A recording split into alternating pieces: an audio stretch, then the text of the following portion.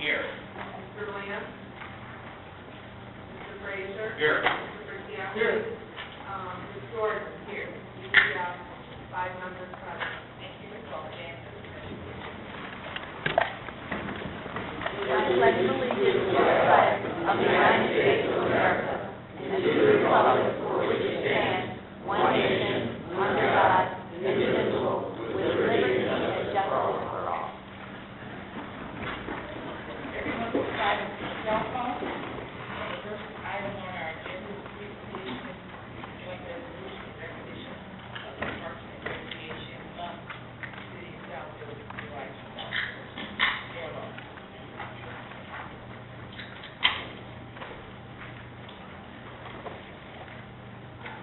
Good evening. At this time, I would like to invite Mr. Ron Roberts of Parks and Rec to join me. In fact, I have our Parks and Rec representative. Ladies and gentlemen, we all know that our Parks and Rec department is very much a part of our quality of life here in Southfield, really in every city in the United States. And I'm here and excited to present a joint resolution for the Parks and Recreation Month. And it reads, whereas parks, public parks, and recreational systems are dedicated to enhancing the quality of life for millions of residents and communities around the world through recreational programming, leisure activities, and conservation efforts. Whereas the Parks and Recreation activities and leisure experiences provide opportunities for young people to live, grow, and develop into contributing members of society, create lifelong and continuous life experiences for older members of the community, generate opportunities for people to come together and experience a sense of community, and pay dividends to communities by attracting businesses and jobs and increasing housing value. Whereas the dedicated administrative staff and employees of the City of Southfield Parks and Rec Department work hard to ensure that Southfield's parks and recreation facilities are safe and accessible places for all citizens to enjoy. Whereas the month of July is the busiest month of the year for the Parks and Recreation industry and has been recognized by the National Recreational Parks Association as Recreational Parks Month. Now therefore be it resolved that we, the Mayor and Council of the City of Southfield, County of Oakland, State of Michigan, do hereby proclaim July as Parks and Recreation Month in the City of Southfield, and all are encouraged to celebrate healthy, active lifestyle by participating in their choices of recreation and park activities.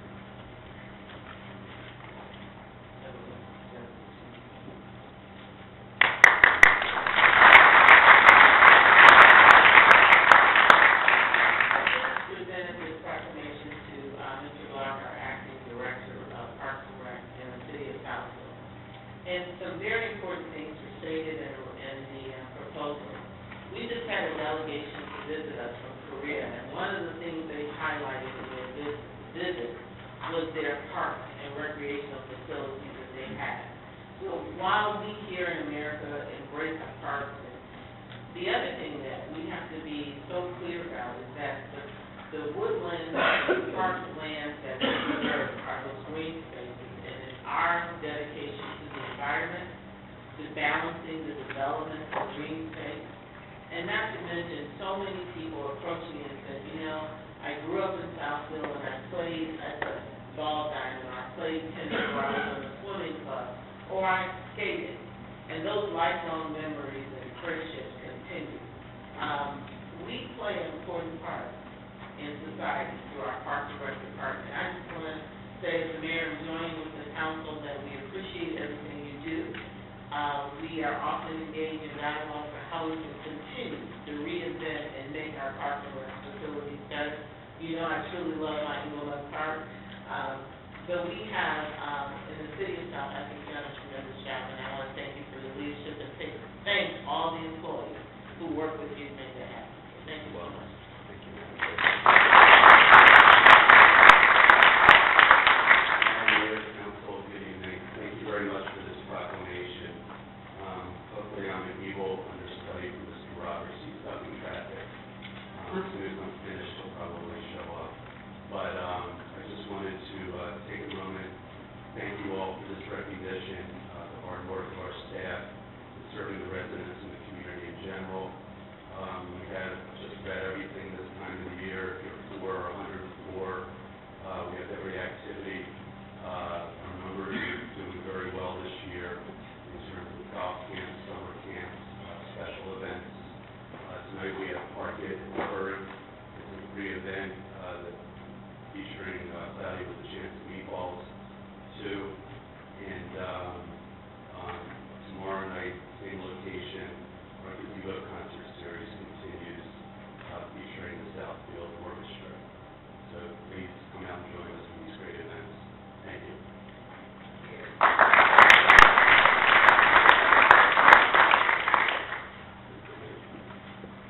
We have several appointments, but Mayor, why don't you take the appointments? And I just wanted to say for the record, Ron Roberts is our president of our Parks and Rec Board, and he could not be here tonight. Mr. Timothy Nichols, would you please join me at the podium?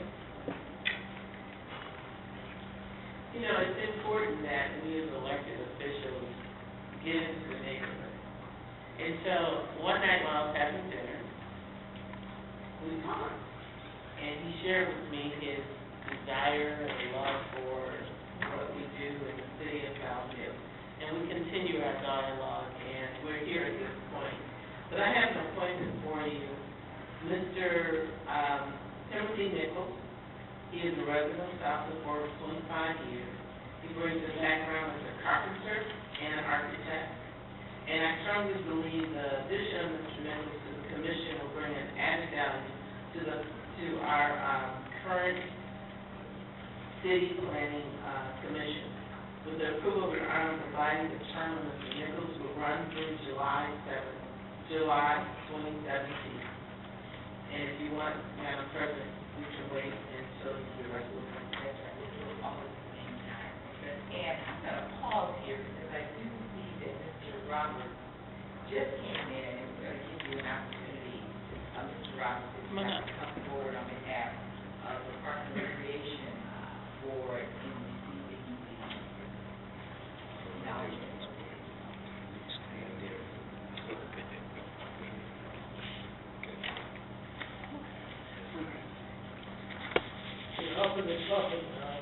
Mr. Roberts, you have already acknowledged the Parks and Rec Department, and you are welcome to have one. Just like to thank the mayor, council, everyone for again honoring us with all the work that we do. We appreciate the acknowledgement of it, and this will be a great year. We have a lot to do. We will accomplish a lot. Thank you so much.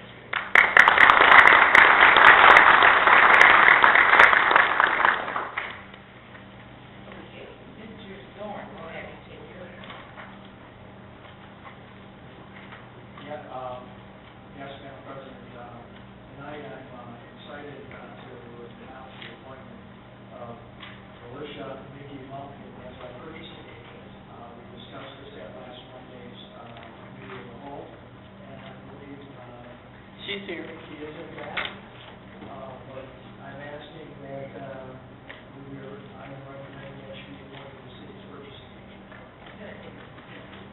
We'll take a motion for everyone. So, Lumpkin, if you could stand over with the commission, and now Mr. Tracy. Yes, this evening I have a number of appointments for the boards and commissions. We met last week and interviewed a number of new appointments and made some reappointments to the different boards and commissions that help support the work of the council. They're the intermediaries between the council and the community. So this evening, I would like to have the following people come to the microphone and be appointed and sworn in.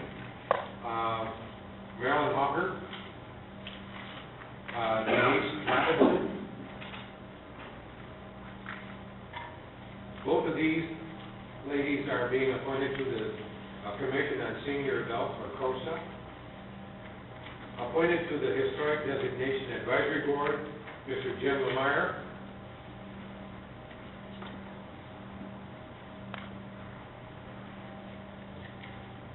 Appointment to the Veterans Commission, Mr. Benjamin Clark.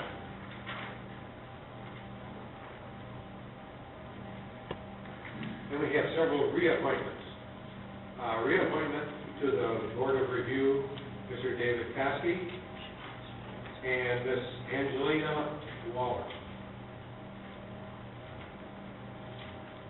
A reappointment to the Commission on Senior Adults is Wayne Bradley, Senior. A reappointment to the Historic Designation Advisory Board, Gloria Kennedy and Darla Van Hoy. Madam President, that concludes the number of appointments and reappointments that I have for the boards and commissions. At this time, I'm going to entertain a motion for everyone except our purchasing agent. Support. We have a motion by Commissioner, supported by Mr. Frazier, to approve all of the noted reappointments and appointments, as well as Mr. Nichols to the Planning Commission. Any questions? All in favor? Aye. Any opposed? Motion carries. Now we'll entertain a motion to approve the appointment of Ms. Lumpkin as our purchasing agent. Support. We have a motion by Ms. Seymour, supported by Mr. Long, to approve the appointment of Ms. Lumpkin as our purchasing agent. Any questions? All in favor? Aye. Opposed? Motion carries. We're going to have Ms. Banks swear everyone in, and then Ms. Lumpkin, we're going to ask your family to come up and you're part of the entire city staff now, as opposed to the individual serving for part of the council.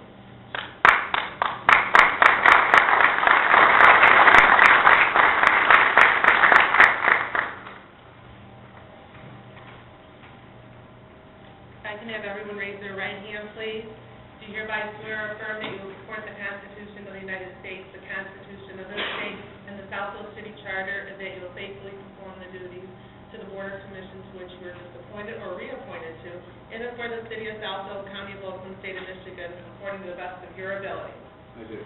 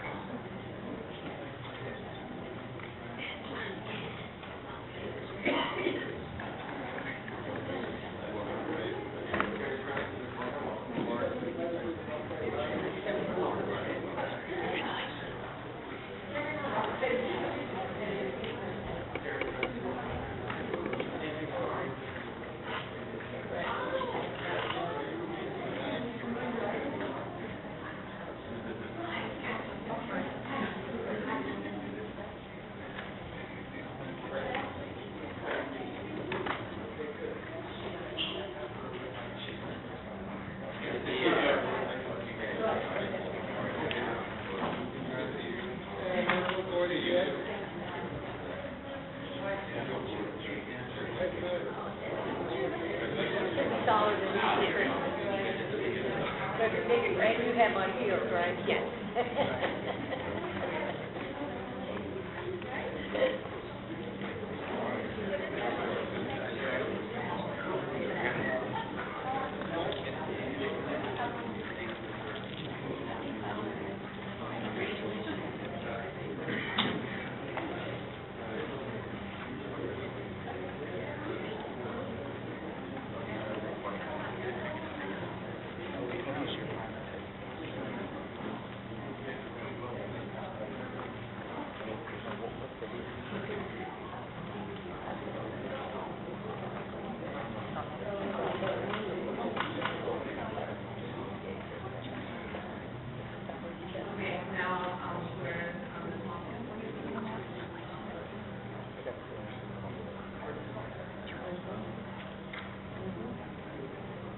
Raise your right hand, please.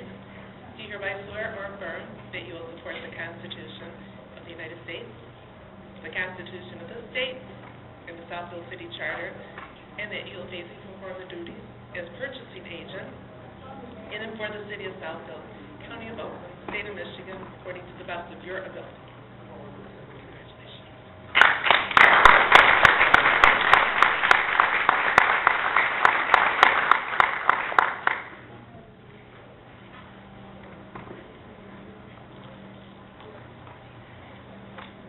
Great point.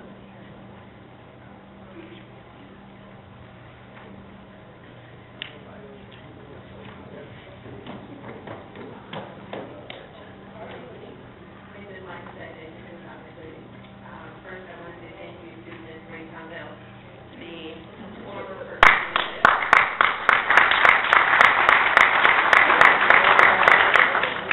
Come in as clerk, and she's seen me all the way up, so I appreciate her coming out tonight. I'm going to introduce my family, my daughter Brielle, my mother Dee, and my father Tommy, has been in Southfield since I was a little girl. So thank you for the demonstration, and I look forward to serving the city for many years of your life.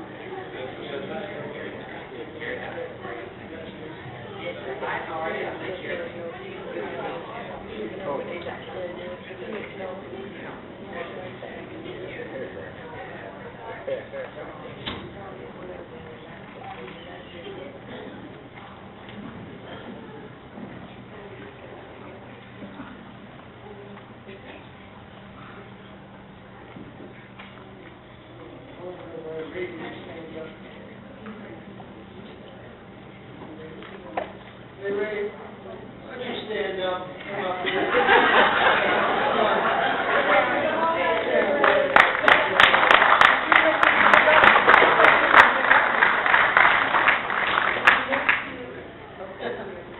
Thank you. Hello, Fred. If I didn't know I was going to be hosting, I would have worn my high heels. Thank you, I'm still a resident, I still follow everything that's going on, and, like, please, it's my protege, because it doesn't stop. That's right. Great. Amen. All right, and I'm still a resource. Ray, thank you very much. You're welcome.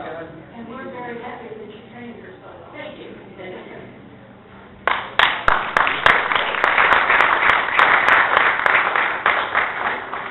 All right, the next item on our agenda is approval of the minutes.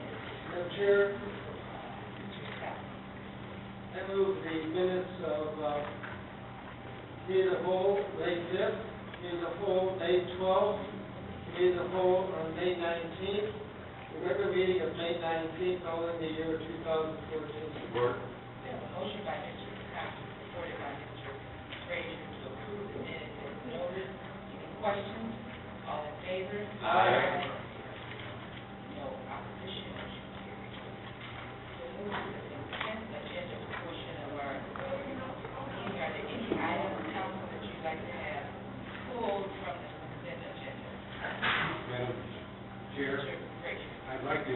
consent agenda item C.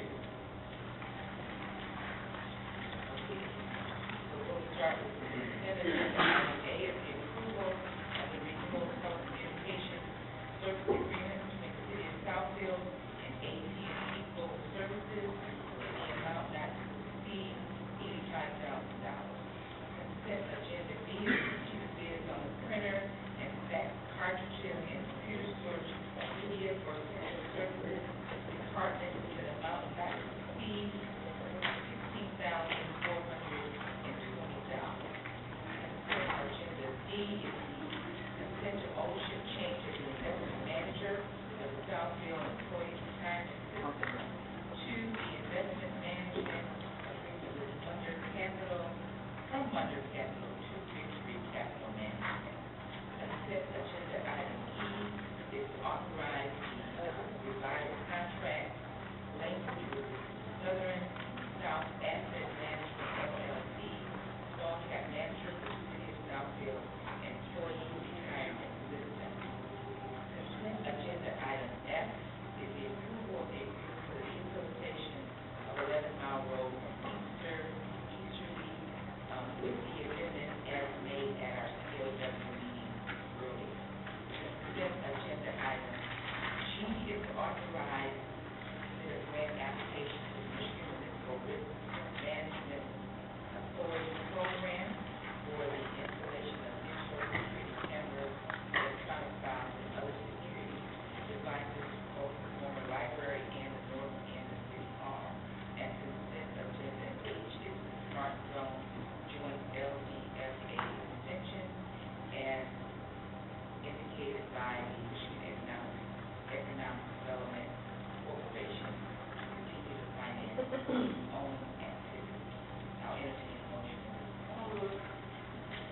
Forward. We have a motion by Ms. Seymour, supported by Mr. Cosby, to approve all consent agenda items with the exclusion of C. Any questions? All in favor? Aye.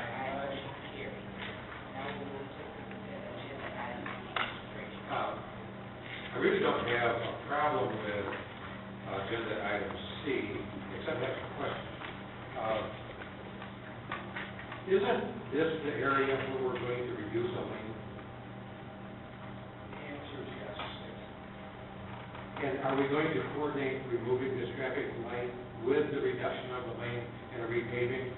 Or are we going to go out and remove the, This would be immediately removing the light, so we're proposing to rescind the traffic.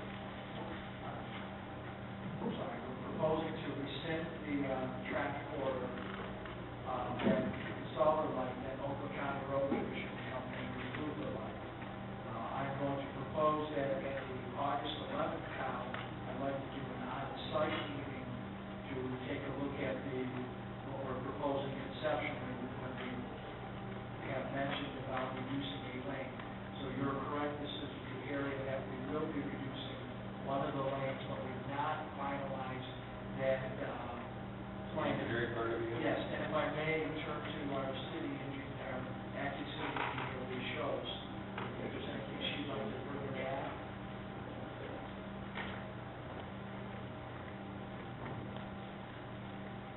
No. So for that Northwestern Service Drive project, preliminary engineering, they got started on the design, and so far it looks like for the most part that lane that we're proposing to take away would come to the property owner side. And in some areas, we would be adding some additional green frontage along the wall that separates the freeway from the service drive. But predominantly on the property owner side, we're going to be adding some additional green space. Okay, because there are access off of that service drive, both left and right. So when it's engineered, it has to work. Right, and this is really just happened these resistance to do it this way. Originally, the idea, we thought we would take it away from the wall between the freeway, but that really had a big effect on all of those exit ramps and entrance ramps, so we're trying to not disturb those as much as we can and just get some extra green on our property owner side. Okay, I'm not trying to engineer it tonight, I really want to know, should we coordinate it with the reduction of the lanes or remove the light right away? That's the only question I really had for tonight. I don't want to spend any extra money if we don't have to. I don't believe there's any extra money. In fact, there'll be savings by reducing the cost associated with maintaining the light.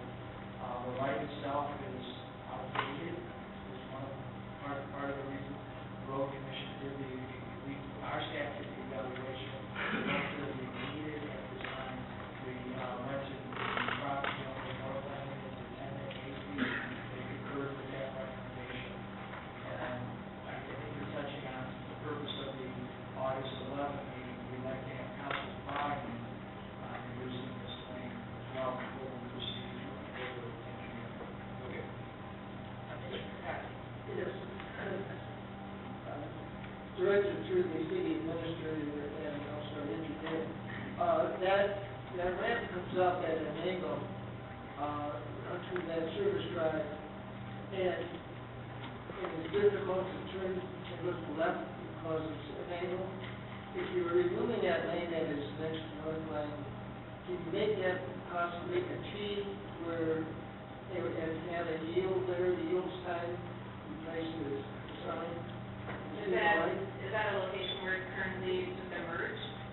That's where it would be down at the lower level, and you come up. Oh, from the north end. Yeah, and there's a light there. The Southfield is the light. Well, anyway, that there's an angle there that is very difficult to see oncoming traffic on the service drive. When you come up the ramp, and if they get numbers in out of lane, if you can make that a T, so that the car is Right, perfectly. perpendicular to the service drive, that would be a big help. Absolutely, that's something we'll look into. I have a question for that. Since you bring it up, that you're moving shifting the vacated lane to the property owner's side, does the city of Southfield retain the easement on that then, or does it revert to the property owner? Right, the legal right-of-way limits will not change.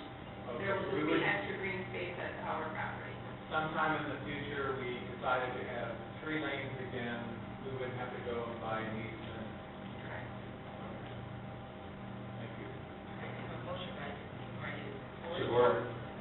motion by supported by Mr. Frazier to approve the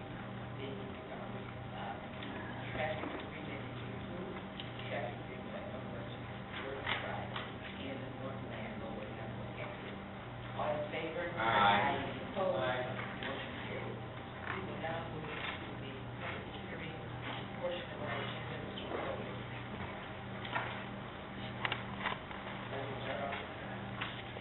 Madam President, Honorable Board, the city of Southfield is in receipt of a request for a brownfield redevelopment plan and tax increment financing plan, as well as a reimbursement, development and reimbursement agreement for Southfield Park Plaza. I have the brownfield redevelopment authority's attorney, Neil Silver. I would like him to go over the project for the public, and then we have a public hearing plan, and then after that, it would be our request that the board would approve the attached resolution.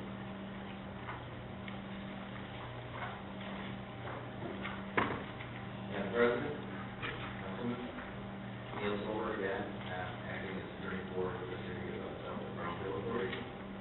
In May, the city Brownfield Authority approved brownfield plan for the corner of 12 mile Southfield North Swing Church. As you know, the church is down. The developer, Mr. Jones, formed an LLC called Southfield Park Plaza LLC. They plan to build a 32,294 square foot complex there with 2 retail buildings, plus 2 3-story apartment buildings for a total of 114 units with a 3,000 square foot community center. Upon completion, it is estimated the taxable value of that project will be worth $15 million. The eligible activities are so eligible because the property was deemed to be a functionally obsolete building, and because of its functional obsolescence, the eligible activity costs consist of site prep demolition, asbestos abatement, filter removal, and some infrastructure improvements. There are well over $4 million worth of eligible activity costs at the property, this plan is capped, and I would ask the Brownfield Plan be, if it is accepted, be amended to this amount of $3,175,000. Brownfield Plan is actually approved by the authority of $3,400,000. Plus through negotiations, we've taken that down to $3,175,000. The obligation to reimburse the developer will not go longer than 14 years. The time frames are pretty tight. Building demolition are to be completed by December 31st of this year. All site projects to be completed by March 30th, 2015, and the development is to be completed 36 months from the date the city signed the agreement. We put some other protections in front in for the city. If in fact, after 3 years, there is not $15 million worth of eligible activities, and they have not completed at least $5 million worth of eligible activities, taxable value of that property, then we will prorate down the eligible activity reimbursement to an amount proportionate to what they did create. If they do not create $5 million worth of taxable value, they get nothing.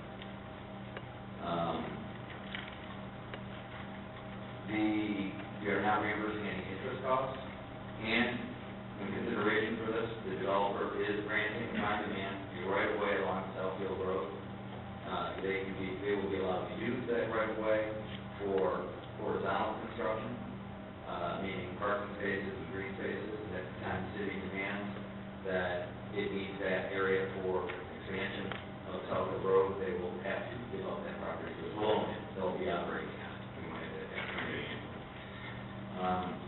One last thing, totally unrelated to this, the developer has also agreed for a 10-year period to give the city, because of the increased congestion and traffic public safety concerns associated with increasing the traffic back corner, $100,000 a year towards public safety. Is there any other questions on the plan or on the development agreement? The developer has in fact signed all agreements tonight and are ready for presentation to the signature. This is the public hearing, so we'll open it up to the public speak, and then we will come back to discussion. At this time, is there anyone in the audience that would like to speak specifically to the Brownfield redevelopment plan? Now is your opportunity. You have 3 minutes to address the council on this particular agenda item, giving us your name and address for the rest of the day. Madam President, my name is Federal-Mogul. My address is Post Office Box 155, Southfield, Michigan, 48037. This petitioner is requesting a brownfield tax credit. That is, this petitioner wants to use our money, our tax money, to complete his project that was approved by this council last year. There seems to be something amiss here, because it's obvious that this petitioner has plenty of money. That is, plenty of money to fill the coffers of his user-friendly politicians. For example, Brenda Lawrence is running for Congress, and her Lawrence is a beneficiary of this petitioner's generosity and two of his friends. And all three hills will benefit from this tax credit tonight. Now I'd like to draw upon these records, these election records, the three names of the three individuals who will benefit from this tax credit, and the amount of money that each individual paid out to our mayor, Brenda Lawrence. Payment number 1. Excuse me, Mr. Mullen, your comment has to relate to the Brownfield redevelopment plan, not what this developer does with his money. You have to speak specifically to this issue. I'm done.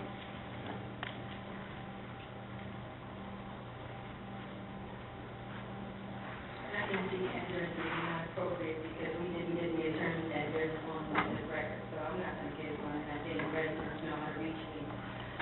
I want to make some things clear to the residents. The brownfield tax credit is coming from the public safety millage that was passed in 2011. That money, according to the millage fact sheet, was supposed to be dedicated only for administration. It did not say for future brownfield credits. I report the reason why there is this new donation agreement for public safety is because the money is coming out of public safety. So I guess there is a concept of pay-to-play here in Southfield, where we're starting that, making up these agreements as we go along. Now, everybody in this city knows that for many years, I've been a public safety component. People have, people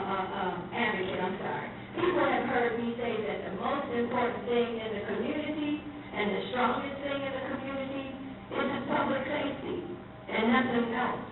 So now, since we're doing this donation agreement and we made it up along the way, why don't we raise the ante? You know, since contributions can get you favors and all, why don't we do this? The tax abatement is for 14 years. Why isn't the $100,000 going to be paid for 14 years, the length of time for the abatement? And if you're really all about public safety, why don't you raise the ante to $200,000? So, 10 years at $200,000 is $2 million.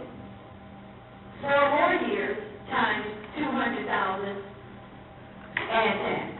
And Mr. Ross, I know you're good with figures, so you can give me that amount and tell me how much it would be. And that would be probably 2 firefighters, maybe 3, and 2 police officers, and maybe 3. I would have to say that that right-of-way is probably the most expensive right-of-way in the city of Southfield, probably the most expensive right-of-way in the city. And, you know, I just want to say something to Mr. Percotti through the chair. As it relates to this. It relates to that, and I thank you for your correction, but I'm not going to acquiesce to the corruption. Mr. Percotti, I've heard you say on several occasions about passion and people and community. I just want to thank you for pushing away one of your colleagues when they were trying to feed you negativity about an address. You said it doesn't matter. And I just want people to know that passion, when you're concerned about people and community, has no address. Thank you. Thank you. This is a public hearing, and if anyone in the audience that would like to speak to this particular matter, now is your opportunity to do so. And seeing that, we'll declare the public hearing closed. I do want to clarify, there is not a paper space here in the South Area. Sure it is. I support. Okay, now your opportunity to speak to this item. Or I will entertain a motion. Madam Chair, unless you want to go and make some more comments regarding this item? I think we're ready. Unless you have any other questions. Yeah, I might add, Madam Chair, is that this has been discussed thoroughly with the Finance Committee, backwards and forwards. There was a comment made at the meeting that all the documents that had to be in order at the time of this hearing had to be submitted to the city, and that has been done. It's also moved the Brownfield Development Plan in agreement for Southfield Park Plaza. Support. We have a motion by Mr. Percotti, supported by Mr. Frazier, and there are some questions. I guess it's more of a comment. This has been a particularly difficult project to bring about, largely from my point of view, because Mr. Jonah had, the site was smaller than what he needed. I mean, he needed a lot more space. And we had a lot of things that we had to do, and a lot of exceptions that he requested that we couldn't do. The bottom line is it took so long because there's so much more on the site than what our regulations would allow, and there were a lot of exceptions requested. I have found and expressed some concerns about some things that happened along the way, some information that we were not given on the site plan committee that I'm aware of what it might do, what it would affect some residents nearby. But in the final analysis, at this point in time, I hope it is successful. I don't want to see it fail because it will get the city. It won't just hurt the developer, it will hurt the city. So I'm really hoping that development succeeds, and I am going to support it. I will be supporting this with reservation as well. I would just only ask in the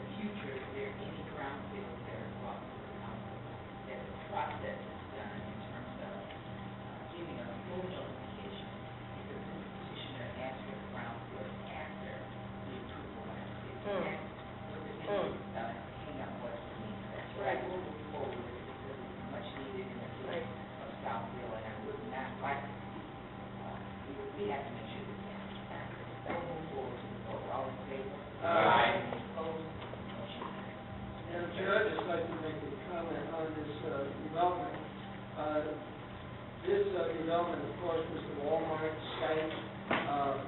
This is quite a step down as far as the impact that this has on the sister city Lakewood Village as well as the intersection of Southfield and Fort Monroe.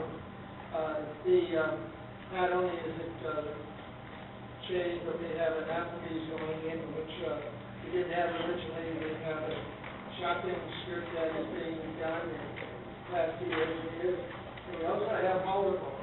And the developer met with the neighbors at their request to make sure that there's extra landscaping between their development and the neighborhood.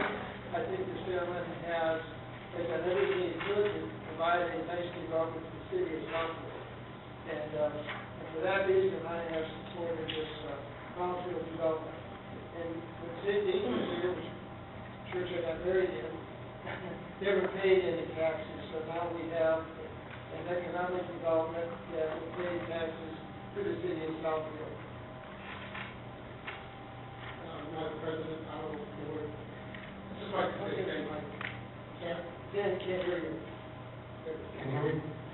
Madam President, Honorable Council, just like to say thank you. I know it's been a long process. We feel that this is going to be a good project. We're already working with prospective tenants to fill this thing up, and the apartments I know will do very well. We appreciate your help, staff, Terry, Fred, and especially this lady here just kept us going and held our hands and worked everything out. Appreciate it very much. Thank you. Thank you. Welcome to the city. Thank you. Next item on our agenda is public hearing B, the economic development initiative.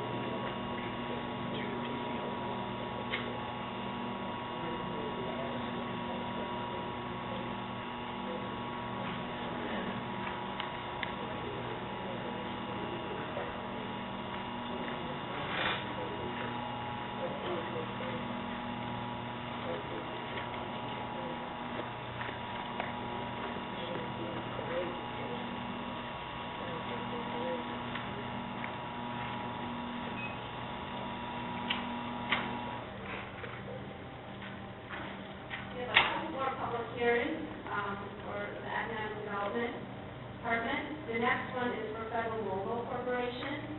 At the last COW, Federal-Mogul provided a presentation of their project as they look to relocate the former Blue Cross Blue Shield property. And I'd like to invite Scott Tippin to come forward and go over his presentation. Sure. 26555 Northwestern Highway, Southfield, 48033. Madam President, Honorable Council, great pleasure to be here. Scott Tippin. I'm the Senior Vice President of Human Resources for Federal-Mogul Corporation. Corporation's been headquartered in Southfield since 1966, and we are respectfully request a property tax abatement. Just a little bit of background for the council and the audience. Federal-Mogul is a global manufacturer of automotive components and distributor of automotive components. Also, we sometimes stray from the automotive background into heavy-duty industrial applications. Very much considered one of the leading providers of such parts throughout the globe. And currently, the company is just shy of about $7 billion in annual global sales, operating in 33 different countries, with a predominance in manufacturing, but a very, very strong and well-recognized distribution on the company in Michigan. Just as a bit of background, has technical centers and manufacturing sites, but again, the world headquarters is here in Southfield, Michigan. The company is divided. Recently, the company went through its segmentation of its two interests. We did this. We have two CEOs, co-CEOs of Federal-Mogul Corporation. One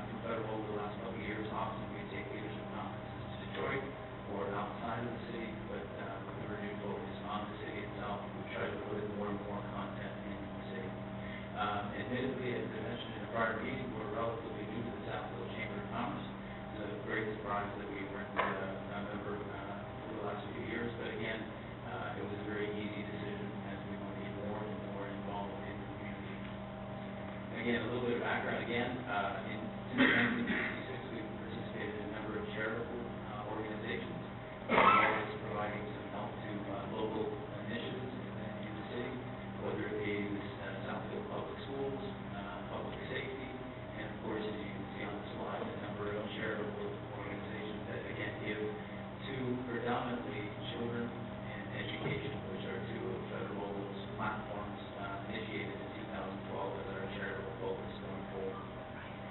So again, I'm here this evening to ask for a 5-year PA 228 personal property tax abatement. As you can see by the slide, this would result in an annual abatement total of about $244,000 over the life of the first 5 years. The lease itself is for an 11-year term, and after the 5-year period, that benefit would continue to go to the city tax amount.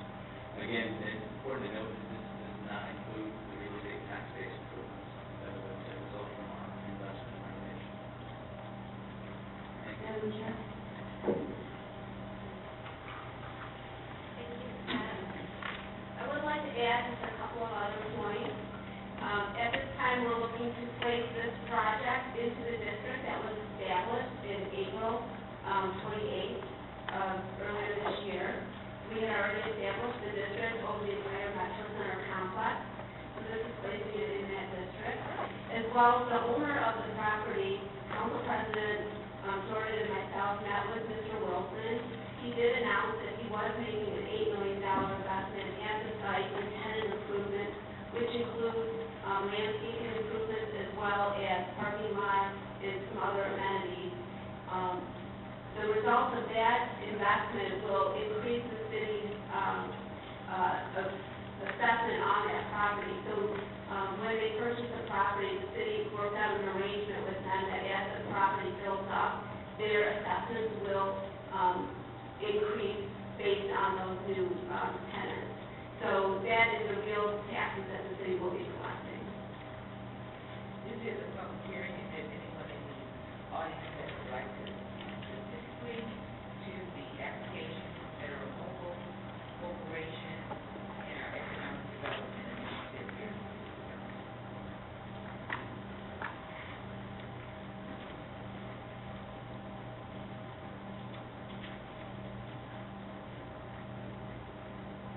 Madam President, my name is Gerard Mullen. My address is Post Office Box 155, Southfield, Michigan, 40027. When politicians pick winners and losers via the tax system, we the people, the ordinary taxpayers, are always the losers. This is what is happening here right now, tonight in Southfield, in these very chambers. Council is about to anoint Federal-Mogul a corporate winner, and we the people a collective loser. Council's argument for this tax abatement is that it will increase the tax base in the long run. A win-win situation. Magic. Does this magic really work, or is this just voodoo economics? Well, to answer that question, let's look at the historical data. In 1997, this city granted its first tax abatement to a company named Denzel.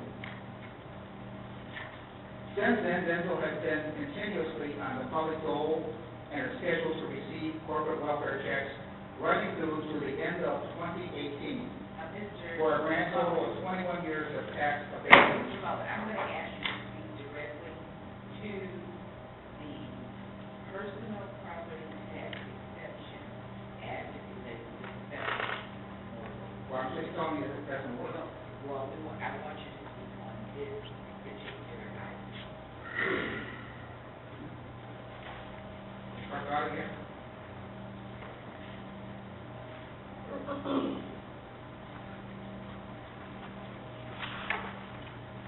That is true. We've had companies riding the gravy train for many years there.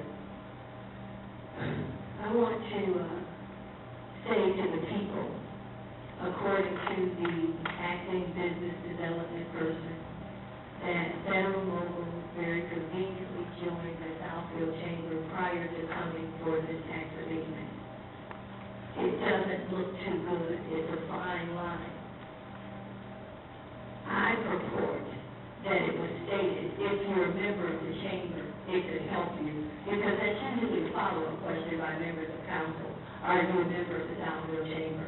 Well, let me say to Federal-Mogul, there are several chambers, but more importantly, there's a black chamber in the city of Southfield.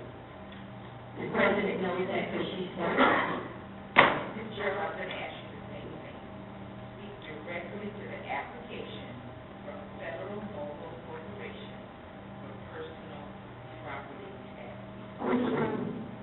That's what you're supposed to do. You know, all other people are getting here talking about the World Bank, and you didn't say anything. I'm asking you to speak. Why are you being so difficult? That's what you're Why are you being so difficult? And we're anointed and appointed with something in it, so let people know that you have it. If it's God given, it's God driven. Really. I don't know anything about the rules. So, no matter if you're watching, I really want you to come back to these meetings.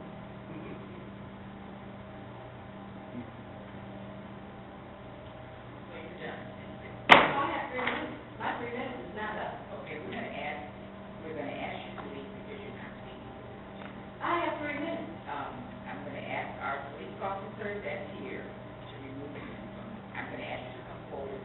I have 3 minutes to speak, and my 3 minutes is not up.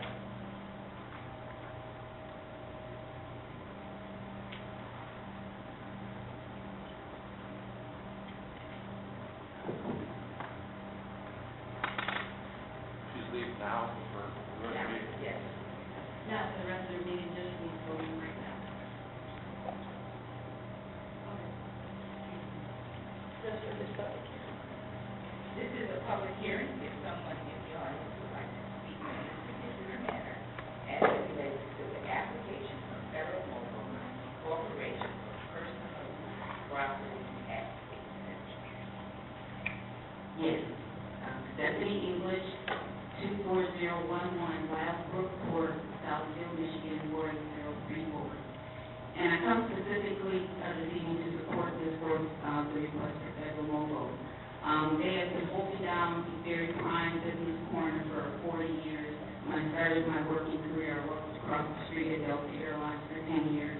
I know from doing a huge research paper while getting my MBA, I actually did a mergers and acquisition assignment, a 29-page paper. And I applaud for Federal-Mogul because when they acquired a company called Coopers & Lybrand, they acquired some liabilities that took them into bankruptcy. And I judge a company by their internal corporate culture, and they have a very strong corporate culture. And during the bankruptcy period, they could have fallen, they could have left that corner. When DTE left, which was located behind their building, they still held that corner down. And now that they have, and then of course the automotive downturn, again, that impacted them being a tier 1 supplier. So I look at what sacrifices you've made to participate and contribute to our infrastructure as a whole. Once, hopefully, the Proposition 1 passes, we won't even have to deal with personal property tax abatement issue anymore. But I think that the public should know that this particular company, that the particular corporate culture, the particular contributions that they made to Southfield have earned this opportunity. If personal property abatement is not a free system, I think that Mr. Zorn and Shelley Freeman have given reports and given data that show that most of the time the company is paid up. And so to me, it's like I said, I've given this example of buying furniture at Art Van. You get an interest-free for 36 months, but that doesn't mean you're not going to pay on the back end. You will get your money. You will have your money. Similar to a GM pull-ahead lease program, they didn't say those payments were waived. They just said you can come out of the car now, but you are going to pay those leftover payments somewhere within the new note or on the back end of your new contract.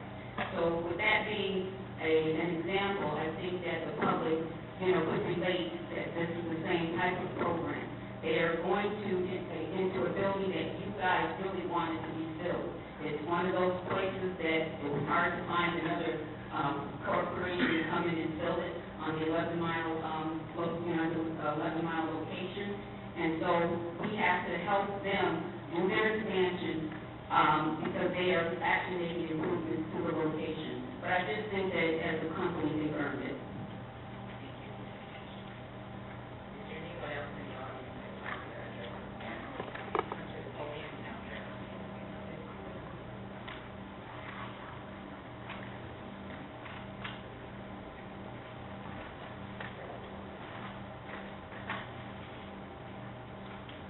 Lynn Fong, 20130 Winchester. As a member of Southfield residents and not a member of the council or of the residents, I felt that you were very, very harsh on the lady who did it.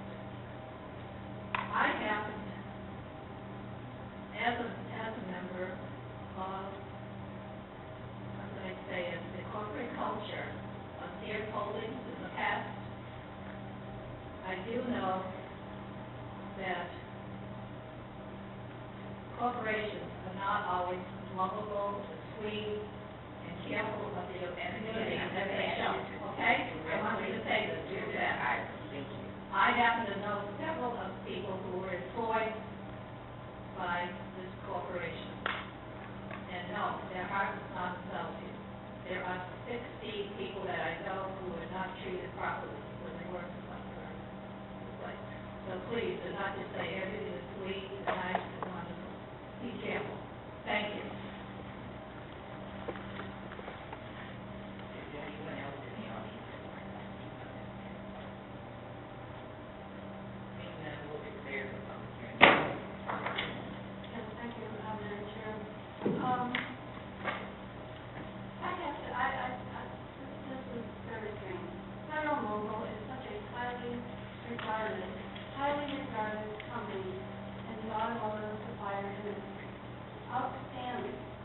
And we have been trying, and we've been doing so far so good to attract the automotive supplier company, aftermarket and OEM, which you are both. I was in that industry. I understand it. And I know how important it is to Southfield that we continue to attract these people. And by Federal-Mogul going into this building, it's going to attract a lot more people here.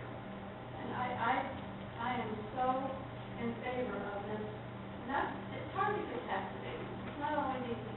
But this is something where you need this assistance, and it's a legitimate thing. It's going to probably go away after the vote, after the vote in November. But for now, to help you, to be helped, so that we're helping ourselves. That's what the bottom line is. We're helping ourselves, and people don't realize that. So I'm solidly behind this move. I'm delighted that Federal-Mogul wants to stay in Southfield. I applaud you for that. You have my enthusiastic support because I understand the industry, and I know how important it is for us in this community to continue to attract the automotive supplier industry, and that you will be contributing to in a huge way, and I want to thank you for that.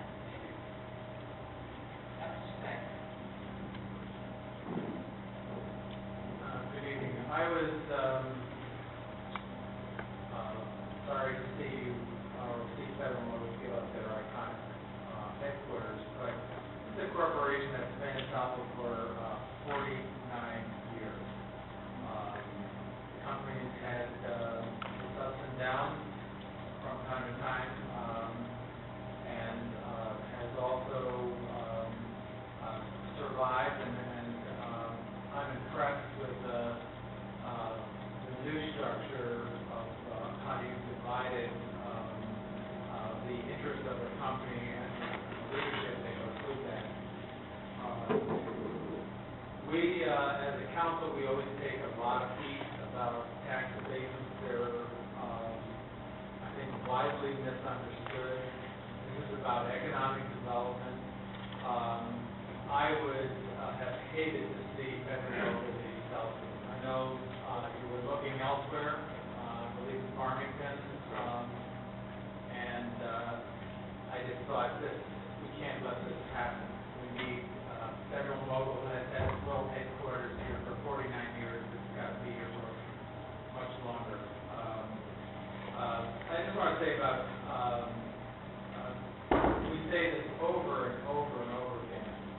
Federal-Mogul will continue, and its landlord will continue to pay taxes in this city. This is about new investments, which will eventually be taxed.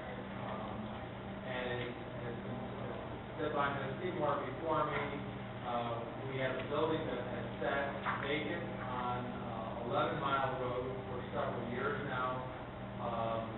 We need to retain, fill office space, retain corporations in the city. A lot of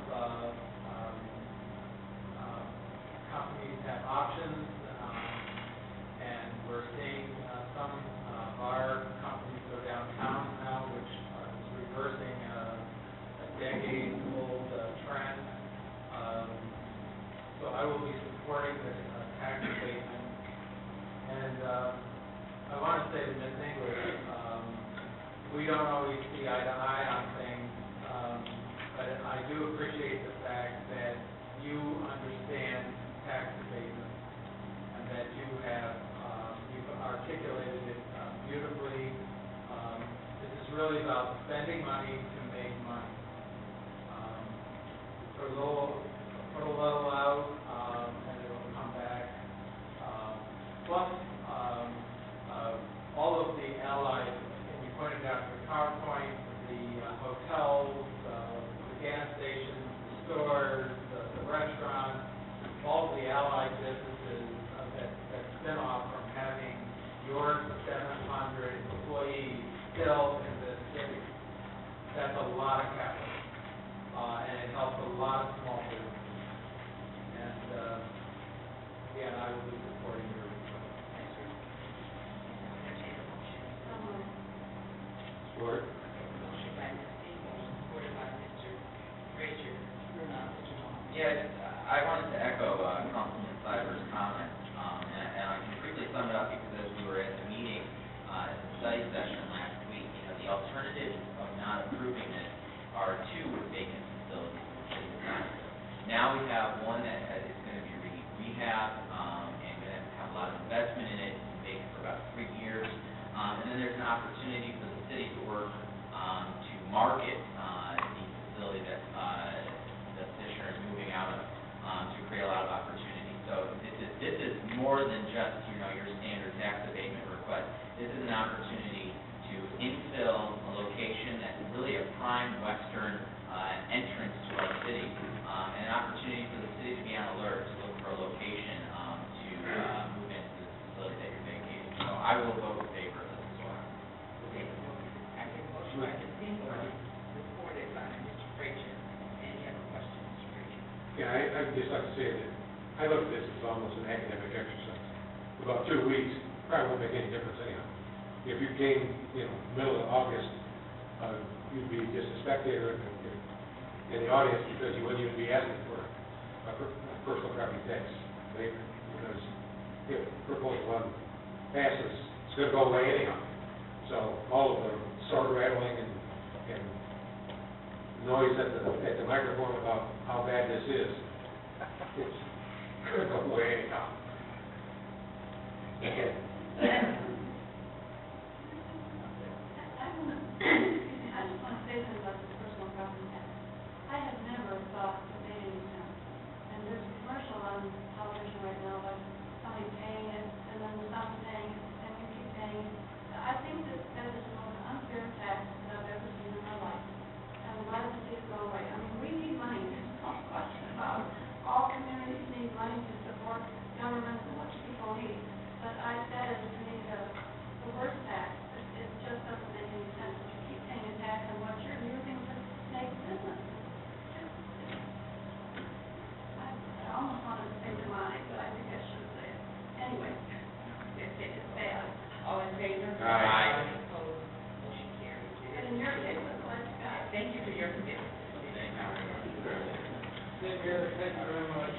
Madam President, I just want to say that Federal-Mogul has been, the history of it being here in the city of Southfield has been one that has been an identifier, a long relationship. And I can't tell you how excited I was that you had options. And through the years, they have been other rumors that you're moving somewhere else, but I just want you to know that, from the city to the mayor's office, I'm excited that you're still here, and, the legacy of our relationship and your home being Southfield means something. I just want you to know that. Thank you. Glad to know that I'm still aboard. Thank you. Madam President, maybe one more comment? Sure. I just want to assure the council that the city has met with the current owners of what will be the former Federal-Mogul property. We have met with them. We shared with them the historical significance of the property, and we shared some of the things that Councilman Cybert has been working on with our planner, and we feel confident that they are going to incorporate whenever possible the attributes of the property into any new development. And that was very important to us, and they were very pleased to hear that we had cared so much about that property. Okay, the next item on our agenda is a public hearing, request from Maxitrol Company to establish an industrial development district under Scale 1A.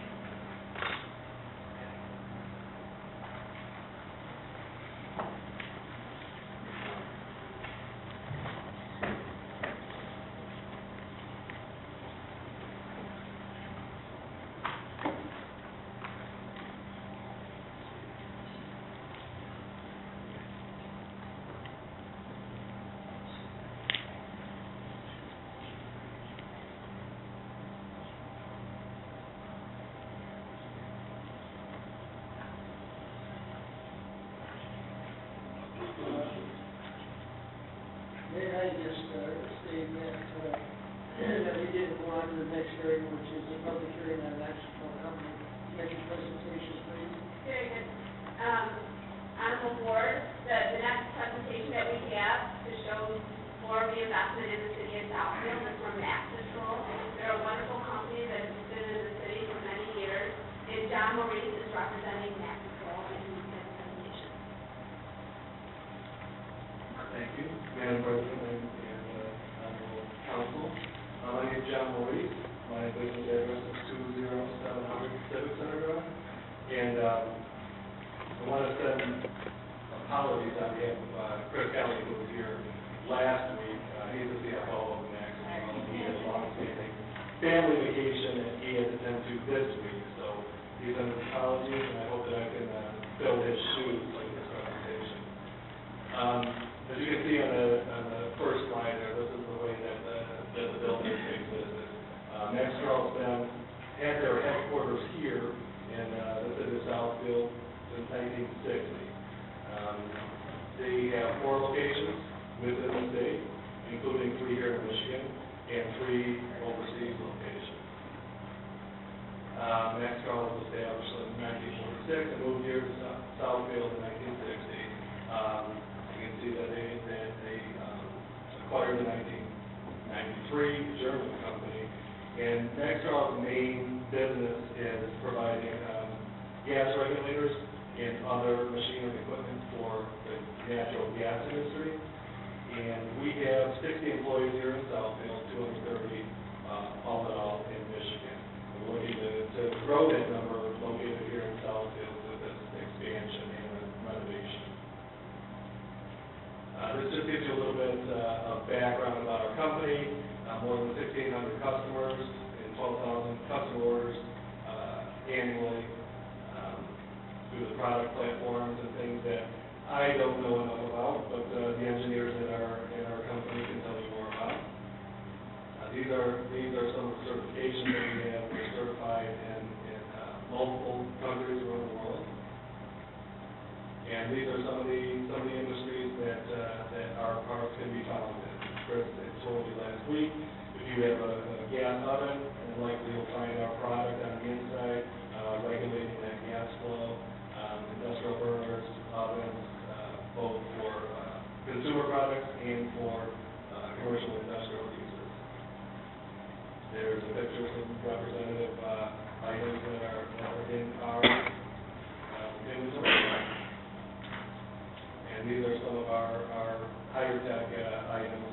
You see gas controls that you'll find in fireplaces and is these days becoming more and more high-tech. Remote controls, there you can see is one of our more popular products. A few more items that you can see.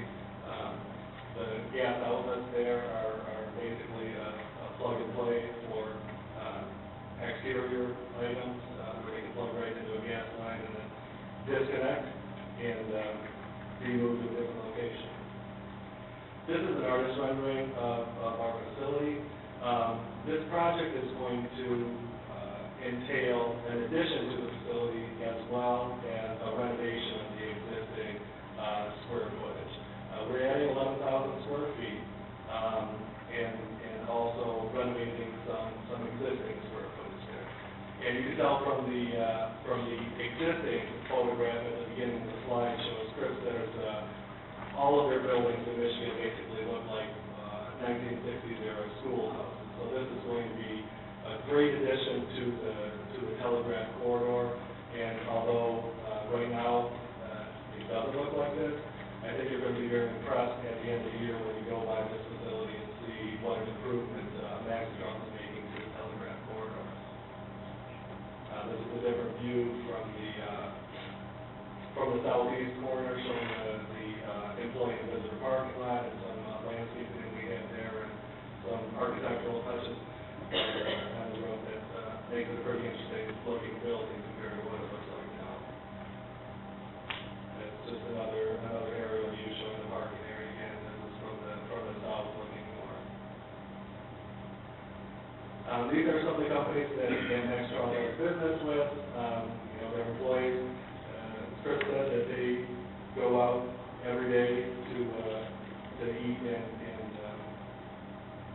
to keep their business here in Southfield and help Southfield to grow. Some of the restaurants that they go to in the area over there. And some of the community involvement, they're very active in job fairs and internships. Obviously, this location for them is more of an R&D type facility, so they're always on the prowl for the higher tech jobs there. They're members of the Southfield Chamber of Commerce and the country club there from Hollow, and also donate to those organizations up there, Southfield Schools, Firefighters, and Police Officers Association. And there again is the before picture, and if you've been by there, you can see that doesn't necessarily look like that anymore, and it doesn't yet look like the artist rendering, but we think that this investment is going to really improve the area over there more than it has been, and I think that it may lead to other investment and improvements in the Southfield area there, south of 11 Mile. Just wanted to get a little bit, and just to confirm that this improvement is going to result in an increase in taxes to Maxitrol. We are requesting an IFT abatement for a portion of that increase. So it's reduced a little bit to help us to maintain the budget and follow through and stay in the black on this property. I did pass out a little analysis of what the tax impact would be. Basically, what we're looking at is that Maxitrol taxes are going to increase anywhere from about $35,000 to $40,000 a year over the life of the abatement. The benefit from the IFT would be from about $28,000 to $34,000 annually.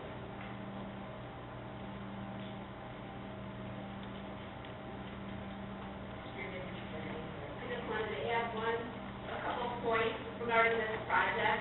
Maxitrol, as you know, the city insisted on that they purchased the property that's across the street. A few years ago, we insisted that was personal property abatement, and they brought in new equipment and brought 15 to 20 jobs to that location. This project, they plan on hiring up to 12 people to work at this facility. As they had mentioned at the last committee of the whole meeting, there is a big crunch for hiring engineers. This is a high-tech facility, and they are competing with all the other technology businesses on the corridor. So they feel that it is necessary for them to change their base and so that they can attract better, more talent to this location. they are asking for a real property abatement for 7 years, which will amount to $112,000 over that 7-year time frame.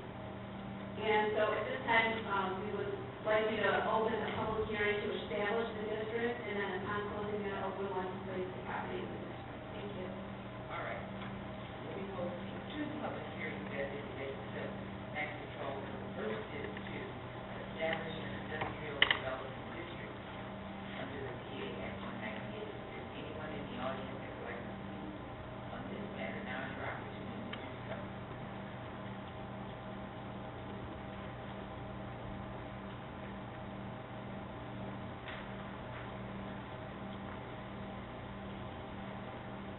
Stephanie English, 24011 Wildwood Court, Southfield 48034.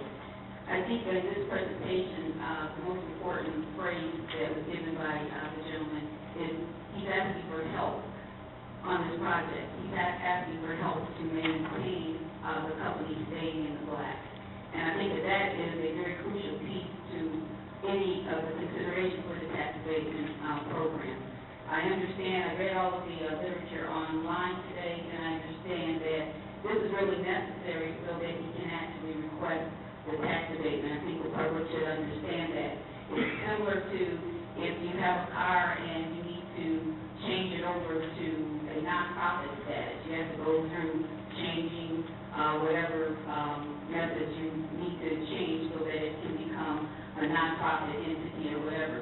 I think what is going on here, if I'm clear on it, is this company needs to establish this special district so that they can get a tax abatement. Without the establishment of this district, then for whatever reason they don't qualify to come and request a tax abatement. Is that correct? I think I understood that from reading information online. So if that is the case, then I do support the request to change this or to add this to the district or to establish this district so that they qualify for the tax abatement.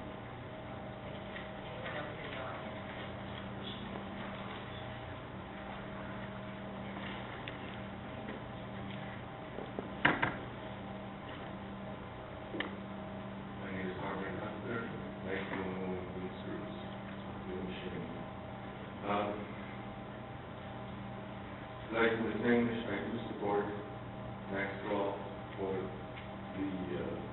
company real property tax exemption. This is not personal property tax, this is real property tax, and we do need it. This is an example of the Economic Development Committee doing their job, keep the company in operation. Mr. Cyber formed the Economic Development Committee after he was elected. Walmart. Several people that were on the committee are no longer on it, which I miss going to the meetings. I would like to be back in the loop when the Economic Development Committee does meet again. But in these property and other ones got very involved in the economic development of Southfield. Thank you. Else in the audience that would like to speak on this matter? Seeing none, we will declare the public hearing closed. Madam Chair, I move that the request of Maxitrol Company be approved, Development District under Public Act 198. Support. We have a motion by Mr. Scott, support by Mr. Cyber. Any questions? All in favor? All in favor? Aye. Opposed? Motion carries. I just wanted to say that, like the previous discussion with Federal-Mogul, this is a company that's been here for 68 years. It's been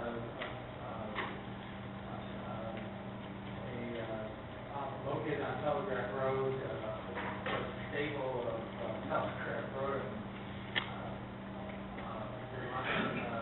The 40-some years that I've been in the city, always drive past Maxitrol. And once again, I'm glad to help this company expand. They take a property from street as well as to stay here. And I would agree, your facility could use a little Love. yeah, a little love, or such a good way to put it. I'm glad to see that this is happening and that you're staying here. 68 years is something to be proud of, and something that we're glad to have you here. Okay, we'll move to the fourth and final public hearing. Yes, at this time, we would request that you approve the project go into the district, the same company. Entertain a motion at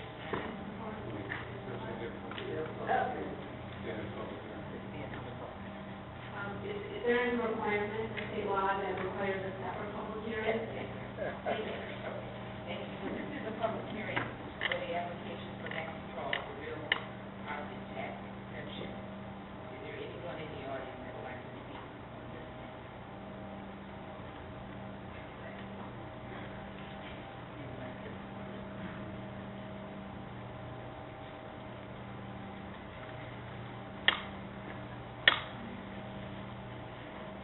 Stephanie English, 24011, Wildwood Court, 4003, Southfield, 4034. I'm not trying to hog the mic this evening. I simply support the business development efforts that are going forward. So I come here to give equal access to opportunity. So if I support Federal-Mogul, then I need to support Maxitrol also. I need to probably support Maxitrol even a bit more because they really represent what the tax abatement program is all about. They're a smaller company, and again, the operative word is to help this company stay in the black. It's similar to if I buy a big house in a neighborhood that's kind of crappy, and I've got to put money into sprucing it up. Somebody just give me a break on the building material. Somebody just, let me defer some payments, to pay for my improvements.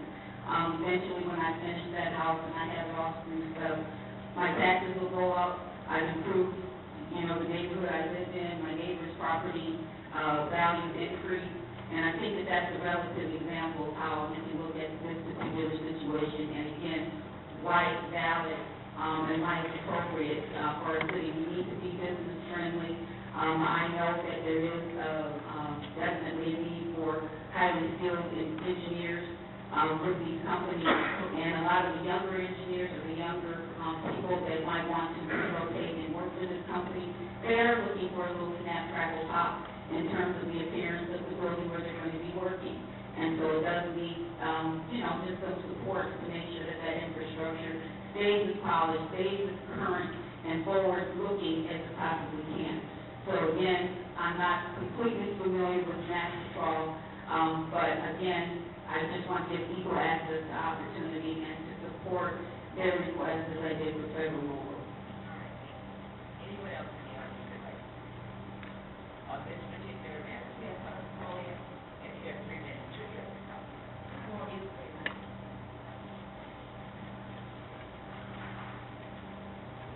Lindy, Ms. O'Neill, I heartily endorse Maxitrol. I do know his background. It's going to be a wonderful asset, and we do need help. Thank you. All right, thank you. Anyone else? Seeing none, we'll declare the public hearing. Madam Chair, Mr. Scott. Madam Chair, I approve the application for Maxitrol Company for real property tax exemption under Public Act 198. We have a motion by Mr. Scott, supported by Mr. Stiver. Any questions? All in favor? Aye. Opposed? Motion carries. Thank you so much. Madam Chair, may I give a plug for an event that's going to be held at the Southfield Pavilion tomorrow morning. It starts at 8:30, it goes to 1:30. It's called Hiring Our Heroes. And there's over 70 companies that will be hiring military members and their spouses. And some people are welcome to come out for this job fair. I am not part of the organizing committee. However, it is a wonderful event. We've had them here in the past. And the doors open at 8:30, so it'll be held in our pavilion. All right, thank you. Thank you.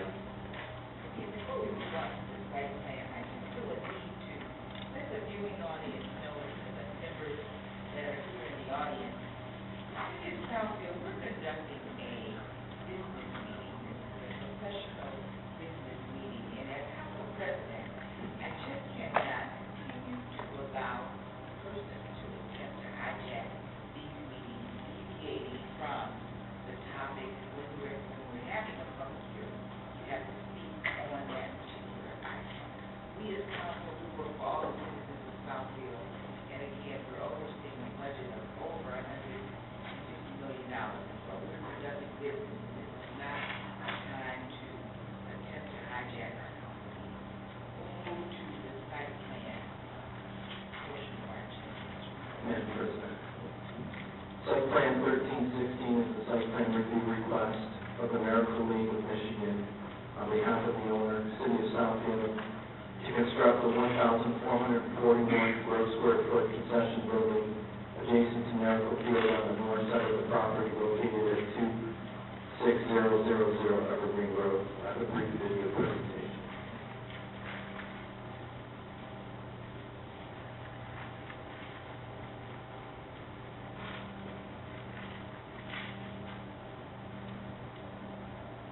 SB 1316 is the site plan review request of the Miracle League of Michigan on behalf of the owner, the City of Southfield, to construct a concession building on the Southfield Civic Center complex, property located at 26,000 Evergreen Road on the east side of Evergreen Road between the I-696 freeway and 10 Mile Road in Section 23 of the city.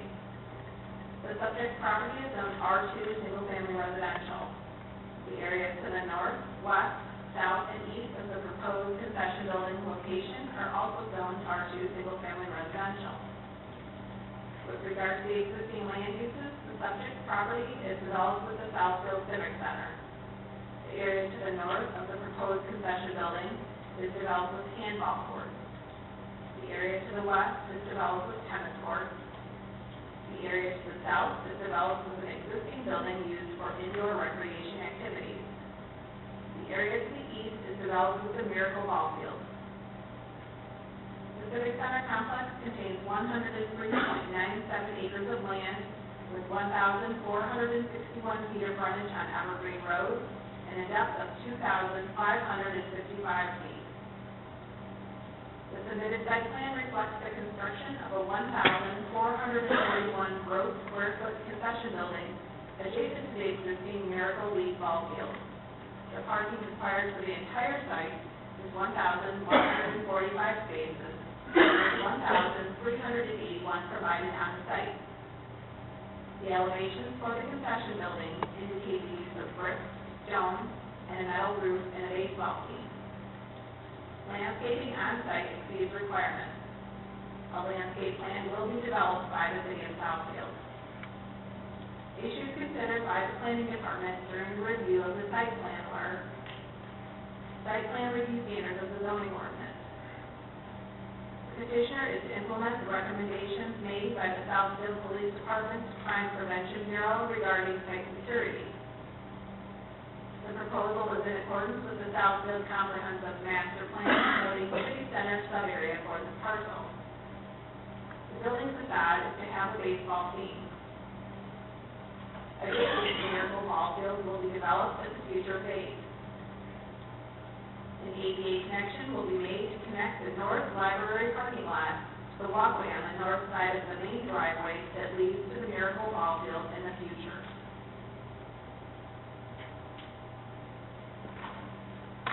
Minutes to switch over to PowerPoint and I'll do the rest of my presentation from the podium.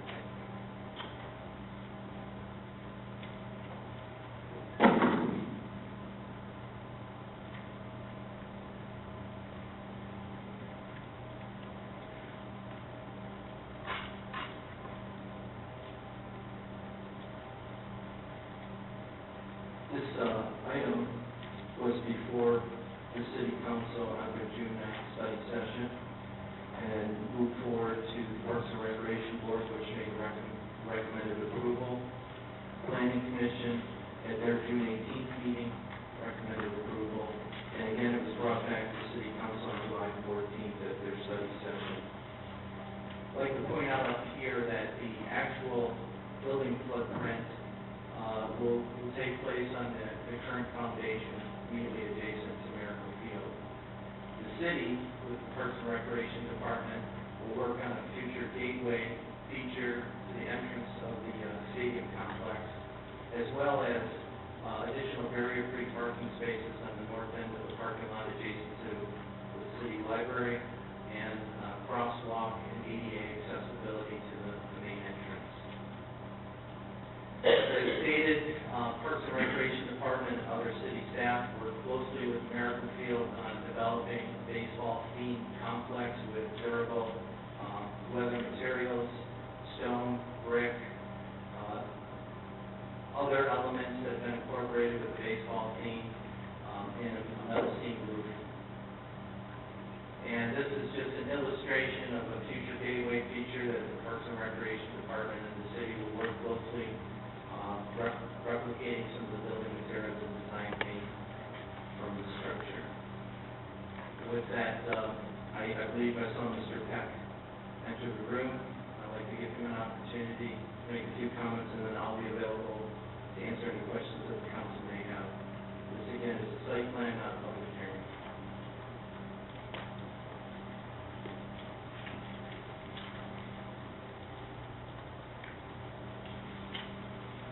Mr. Peck, give us your business address for the record. 25701 West Federal Road, Southfield, Michigan. I don't think there's anything more that I could possibly say. You've seen it. You know what we do. We love what you do. We're ready to get going with this project with your blessing. Okay. Council. Madam Chair, I move the site plan for the Miracle Field facility, concession stand, as submitted. Or We have a motion by Mr. Bergant, supported by Ms. Kimball to approve the site plan. Comment? Any questions, Mr. Vaughn? Yeah, just a few comments, because I brought this up at the study session, and it really is worth mentioning on the televised meeting that some of the lockers and other items that are being used in this upgrade are actually from Old Tiger Stadium. Can you expand on that, or know more about that? Yeah, the general contractor was talking to us and very excited about the program, Woods Construction. And Deb Williams, who's the president, is probably the most avid baseball fan I've ever met. And it turns out that once they said that they would do all of this work for us in kind, and that, oh, by the way, our company was responsible for the deconstruction of Tiger Stadium. And they've also been commissioned by the Tigers to do work with the bleachers that used to be out in right field. You remember there were bleachers, and now they've changed that section. Originally at Comerica with the bullpens. And so they've been commissioned by the Tigers to cut those up and sell them off. So that has all of these signs and condiment holders and just all kinds of artifacts from Tiger Stadium. And it was actually her vision as we were looking at this building and trying to address some of our family concerns, that we could turn one of the concerns into this Hall of Fame room, if you will. And the concern that the families had was, as you know, the original design of this building was done by Ghaffari 11 years ago. And so we had never played American League Baseball game at that time. We didn't know what the needs would be, and all the bathrooms were designed in the back. And in fact, today there will still be a fair amount in the back, which will service the rest of the tennis and handball community. So the parents came to us and said, you know, we'd really like to have a place that we could see our kids when they go to the restroom. So the idea was to turn this Hall of Fame locker room theme so there are windows here, so parents would be able to see their kids go in prior to getting into the restroom, so they're not totally out of sight. But just to use some of those artifacts would be a really cool thing for the kids. Yeah, no, I absolutely agree. That's a cool thing, and I'm really looking forward to seeing this be built. This project went through several iterations. But we saw one illustration, and to see it have come to this is going to be a phenomenal addition to the Miracle Field. Well, and a lot of props go out to JW Design, the architectural firm out of Roy Loeb, that also, in kind, worked very hard to get this done. We've been on a tight timeline, as you all know, and they made it happen. I think we'll all be happy with it. Madam Chair, yeah, I just would like to thank Steve for all his energy that he put not only into this, but in Miracle Field itself. It's brought recognition to our city as well as the young people who need those facilities. And again, without your energy, it would not be possible. Thank you. Thank you for that. Yes, I just want to say that when the request came to make this a central place, I was so pleased with it. And the Miracle League brings all kinds of socioeconomic, family, diversity to Southfield. And we all tell the story of how proud we are to be the home for the first Miracle League in Michigan. And your vision, and this is really, it's calling up. You heard our city planner say, we're going to have to take our game up a little bit. So we are really pleased to have this, and I just want to say thank you again for your vision, for your work. All of us have been out to the field, heard your voice, and just interacting with the families. This is a phenomenal venue, but also can you talk about how we've expanded programs for adults as well? So this is going to be considered for adults. Sure. Yeah, absolutely. Are you speaking specifically about the building or the baseball programs? Right, baseball program. The baseball program, well, we started 11 years ago. We had 2 teams and no roofs on our dugouts, and today we have 400 players. And tonight, I just moments before walking in here, left our adult league, which are players from 30 years old to 60 years old. And we had 2 teams, 2 games tonight. So from 2 teams of about 24 players, now we're at 400 players.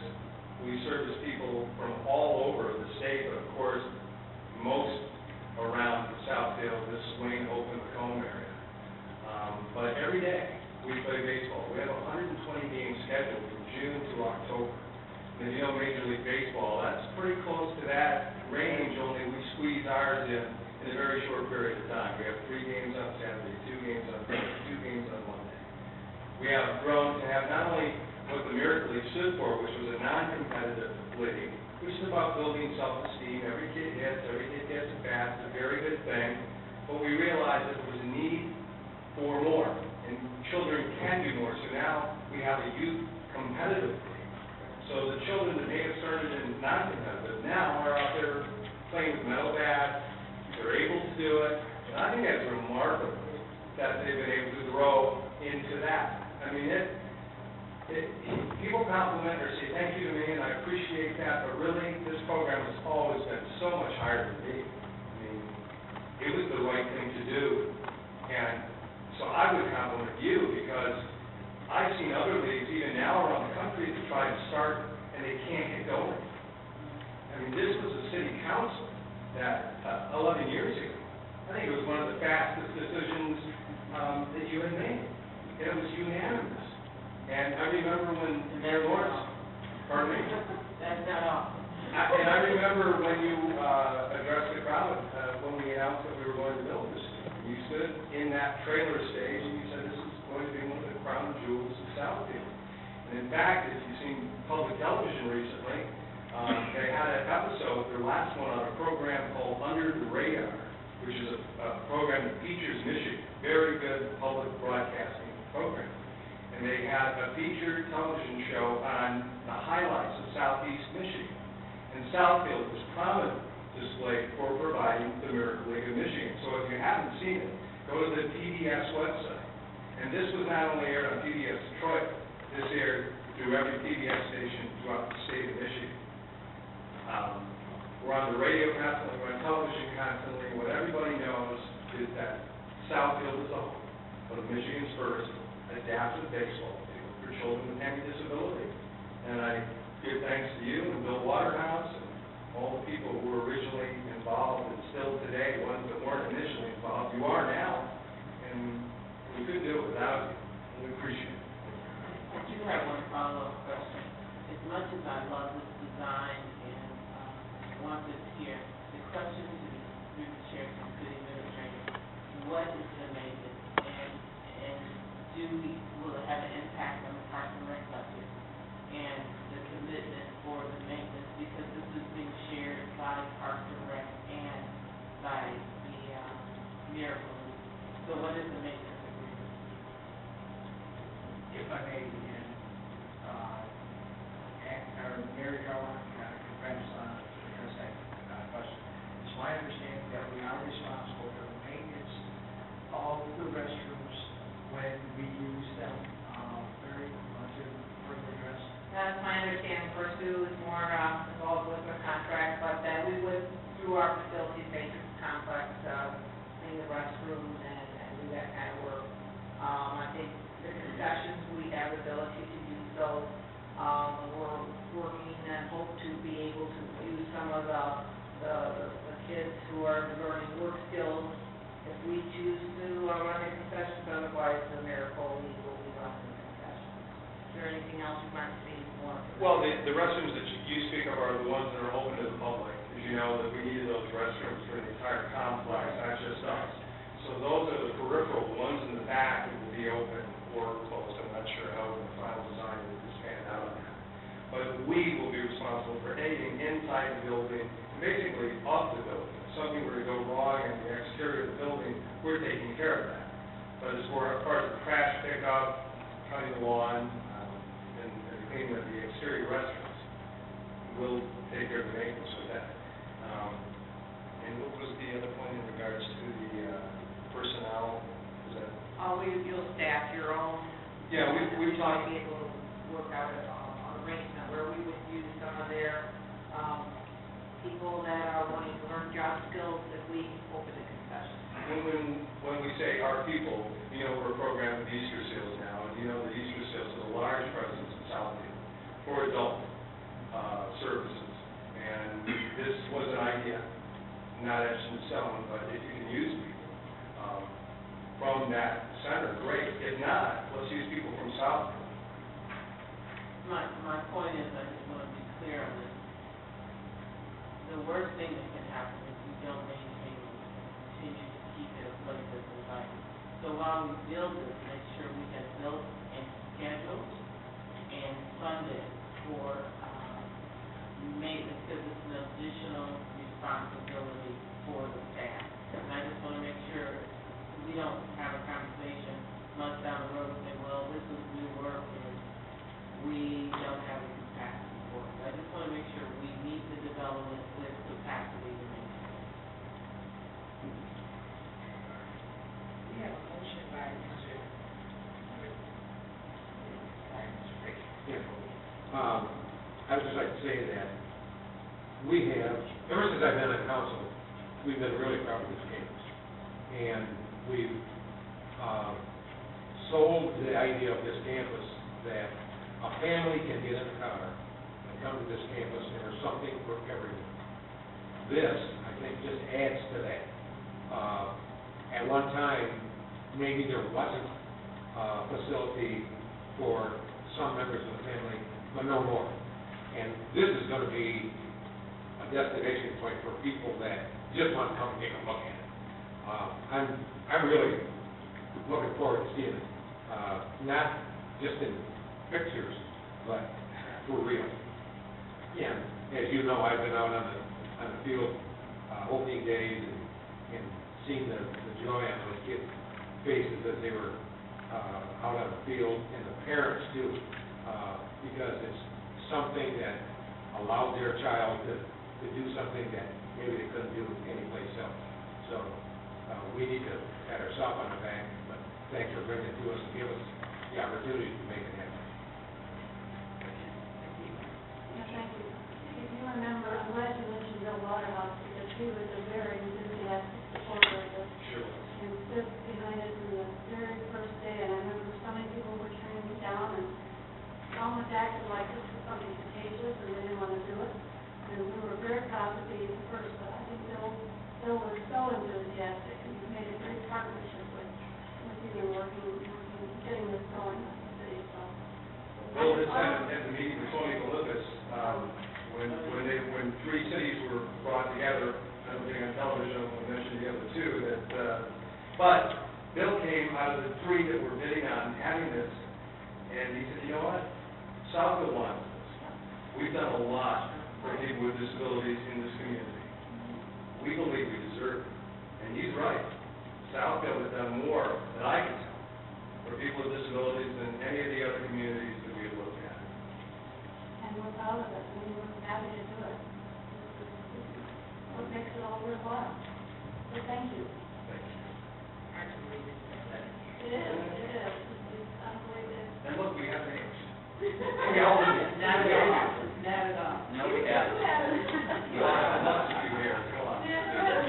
have your eyes tested. All right, we have a motion by Mr. Chapman, supported by Ms. Seymour to approve the commercial lease site plan. All in favor? Aye. Opposed?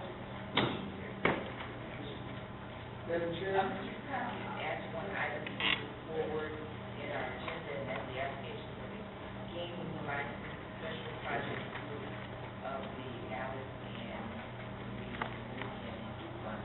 Yes, that'd be under the clerk's portion A, which is the application of charitable gaming licenses. This, Madam Clerk, if you please, I'm asking you, all the documents signed and in order. Yes, thank you. The special project group of the AGB Alice Community School, located at 26001 Northwestern Highway, is requesting to be recognized as a nonprofit organization operating in the city of Southfield for the purpose of obtaining a charitable gaming license from the state of Michigan. For over 41 years, a group of people have raised over $4.8 million for the school's operating fund at this location. This year, their annual golf outing will be held at the Detroit Golf Club in Detroit, Michigan, and they are sending to Texas Hold'em along with selling raffle tickets at their annual event, which will be held on August 4th. Mr. Simonian and Mr. Akarian, representing the organization, are present if you have any questions. Thank you. Madam Chair, I move the application for charitable gaming license support for AGBU Special Projects Group. We have a motion by Mr. Pack, supported by Mr. Snyder. Questions? Motion for the application for the gaming license. All in favor? Aye. Opposed? Thank you, Madam Chair. Thank you. Next item on our agenda is communication center. And we'll start with Mr. Gerard. Thank you very much. Thank you. You're welcome.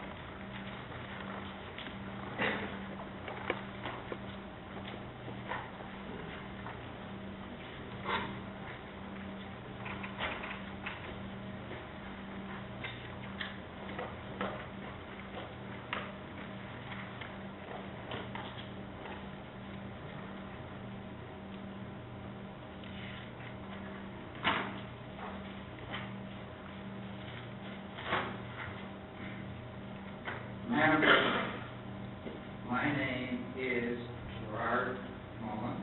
My address is Post Office Box 155, Southfield, Michigan, 48037. Over 13 months ago, to be precise, on June 17, 2013, you, Reverend Jordan, claimed that at a council meeting that evening, that you had documentation that I was a non-resident.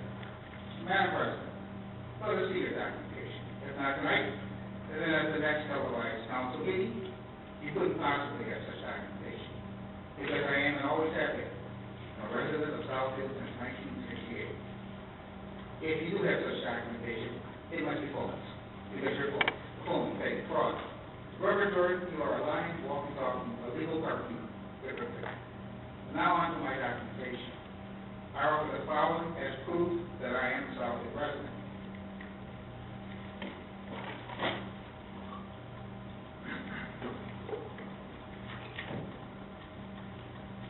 Here is a letter mailed to my home in Southfield that I received from Councilman Moss. Postmark date of February 14, 2014. Madam President, please ask Councilman Moss tonight why he mailed me this letter to my home last February, 8 months after you, Madam President, declared me a non-resident. Also, on June 22nd, Mr. Moss placed one of his yard signs for state revenue in my front yard in Southfield. Madam President, please ask Councilman Moss tonight why he placed one of his yard signs for state revenue in my front yard in Southfield 12 months after you, Madam President, declared me a non-resident. Also, while you're at it, Madam President, would you please ask Mr. Moss why he keeps sending me his campaign to my home? He knows darn well I support him from day one. I appreciate that. Now, again, I would like to ask you, the voters at home, to be the jury in this court of public opinion, and again, please do your homework. Call the city clerk's office and ask for Councilman Moss's phone number. Then ask Mr. Moss the following question. Quote, did Reverend Sylvia Jordan, the First Lady of Family Victory Fellowship, bear false witness against Mr. Mullen when Pastor Jordan stated that Mr. Mullen is a non-resident? Unquote. Thank you, Madam President. Thank you. The next item,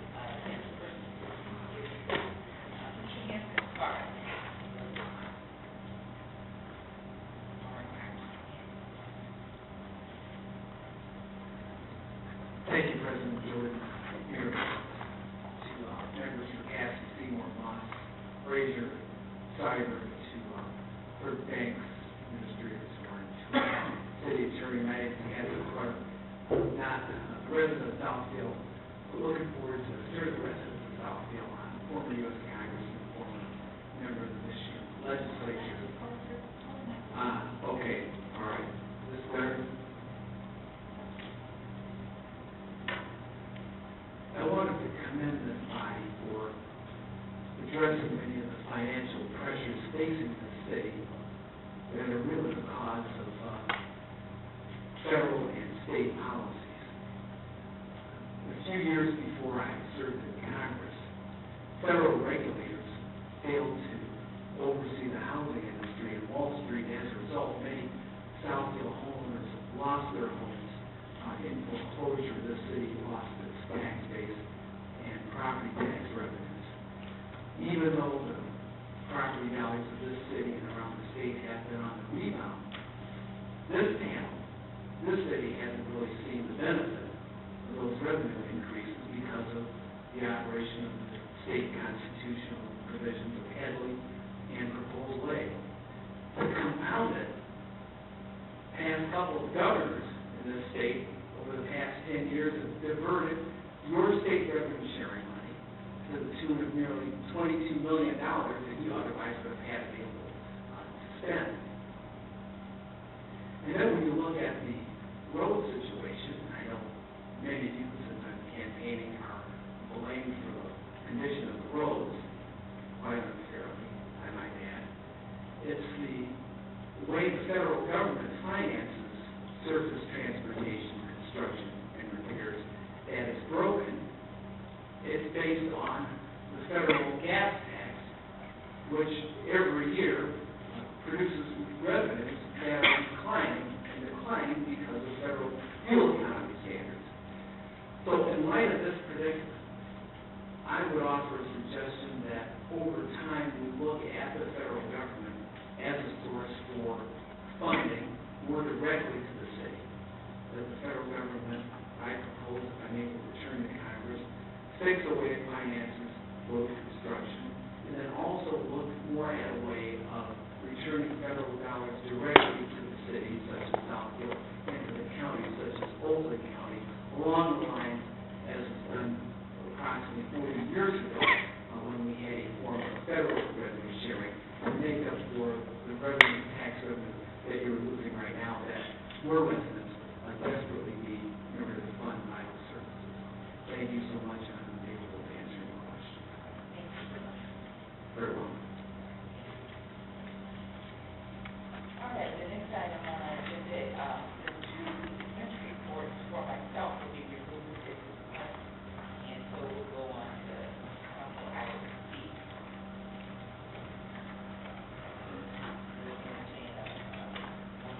Madam Chair, I will move the resolution in support of the August 5th, 2014 ballot proposal 14-1. And with your permission, I'd like to elaborate on it just a little bit as we move forward. Let me get a second. Second. We have a motion by Mr. Long, supported by Mr. Frazier, to have a resolution in support of the ballot proposal. I had brought this up a few months ago, that we will be voting, among other things, on a statewide proposal on our August 5th ballot. Early in 2011, when Governor Snyder first took over office, one of his first initiatives was to repeal the personal property tax. And tonight we've been talking a lot about it because it's the tax that we can abate to allow businesses to expand in their current location, to move to another location. And in the city of Southfield, because we are 2/3 business tax base, it's about $9 million of our annual budget, this personal property tax. But it's not your personal property, it's not my personal property, it's a misleading name. It's the tax that businesses pay on equipment and machinery. So that's the tax that we in the city of Southfield really depended on to operate, to provide city services, and to allow businesses to expand here, and was being repealed, and was going to cause a $9 million hole in our city budget. So we kind of were up in arms a little bit about it as a city because it really impacted our ability to provide services. So last year, Mayor Lawrence, myself, and our late city administrator, Jim Shrek, went to meet with Lieutenant Governor Brian Cavill. He was the person tasked by the governor to figure out what was going to happen after the personal property tax was repealed. Would there be a replacement? So the very first step was no, there was going to be no replacement. Cities were going to lose $9 million. Through a lot of negotiation with the Michigan Municipal League and other entities, cities around the state gathered together and had a strong collective voice that said, you know, we need a replacement. The tagline was erase or replace, don't erase. So that's what we're voting on August 5th. It is the replacement to the $9 million hole here in the city of Southfield caused by the personal property tax repeal. So a yes vote replaces that funding here in the city of Southfield. A no vote keeps the personal property tax in place. But the original intent was to repeal the personal property tax. So our collective angst is if we vote no, keep the personal property tax in place, then they're just going to repeal it without a replacement. It took 1.5 years to find this replacement funding. They're just probably in Lansing, the state legislators are just going to vote to repeal it without a replacement, and we're back to that $9 million hole.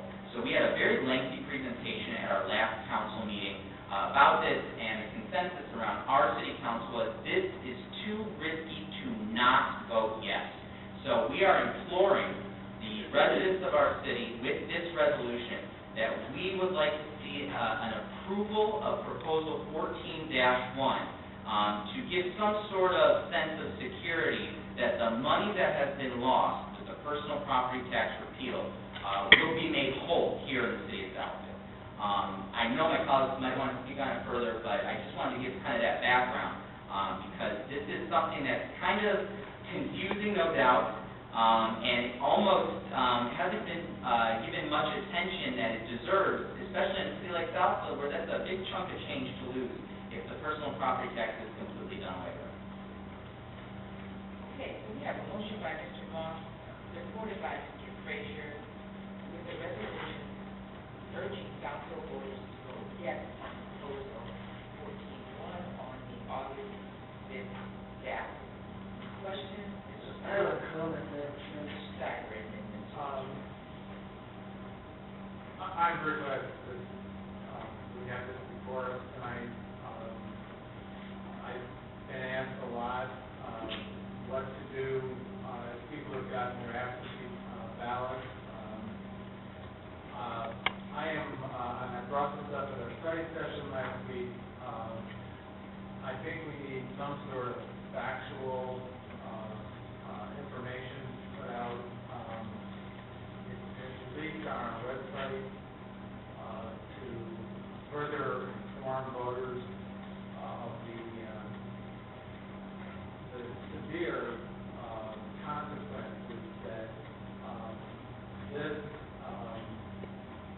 losing the personal property tax could have on Southfield, and why the council is adopting. I assume we're going to adopt this resolution. I know I'm supporting it, but I think we need an education Obviously, as Mr. Moss has said, this personal property tax doesn't impact every community equally. In Southfield, it becomes a really dire matter. Because of the number of businesses we have, being an office center, the personal property tax that's collected here on equipment, furnishing, and machinery funds a significant portion of our general fund budget. So I guess I am directing this perhaps to the clerk and to the city administrator. It seems to me that we certainly could publish this resolution, that the fact that we are voting on it, and some additional information about the personal property tax that a layman could understand. Maybe just a second. Yes. Madam Chair, been 3 years, I've been battling this personal property tax that the state is even beginning to even look at it and trying to do away with it. It's not that I'm for taxes, it's what this tax relief would do to the city of Southfield. And Southfield is a special animal, I'll speak to that, because no one seems to be in that same group that we are in. We had proposal A come along, and it whacked the heck out of our schools. And it took, we used to have $11,500 behind every student, and they took away $5,000 of it. People had to replace that to keep the educational system intact. Now they come along and they had federal revenue sharing, and that went bye-bye. Then they had state revenue sharing. That is continually being cut. There's both two kinds of revenue sharing. One is constitutional, one is statutory. Constitutional, they have to give it to us. Statutory, they keep cutting it. So what it really boils down to is that Southfield is a niche by itself. And here comes along now a tax that has been on the books since 1800s. And they decide now to eliminate it. And as they said up in the state, Vandenberg up to the senator, the church finance, I'm a businessman, he said, and, businesses need relief. Well, I told him I was a businessman too, but I don't want to be a businessman that goes to work on a bumpy road.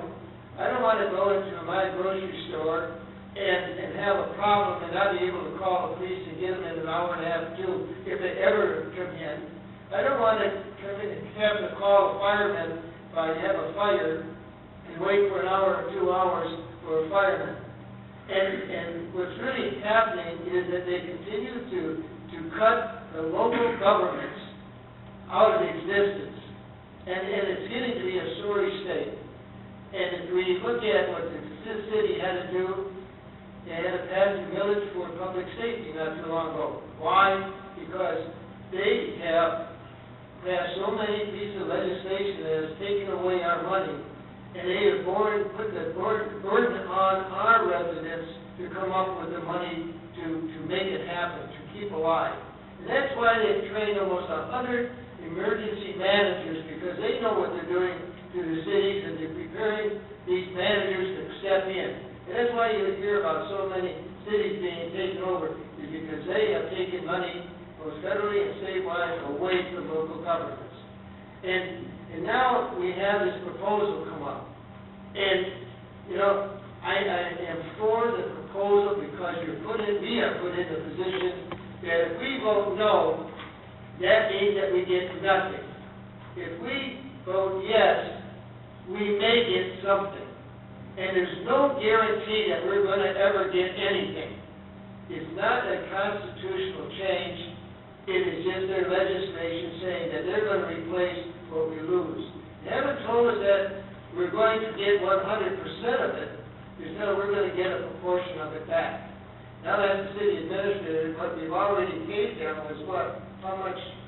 $750,000. $750,000, we already paid them for what they've already done to us, and they haven't given us the money back. And so that's the way I see them treating us in the 14, 15, 16. There's surplus at the state level, even though they have a surplus this year, they have no surplus for 15 and 16. That means they're going to be short money up at the state when they're supposed to look for money to repay us. And so the only thing that I can ask our residents to do is to say yes, because at least it gives them a chance of getting something. Voting no, we absolutely get nothing. So, it's kind of, you do or if you don't, whatever the saying is, but for you to vote yes on this, just because we get an opportunity to maybe get some of it back. We've got $9 million at stake by this piece of legislation that they passed, and it's too bad that they weren't gutty enough to make a change up there in Lansing that had to put it on their ballot in a confused manner. And it is confusing.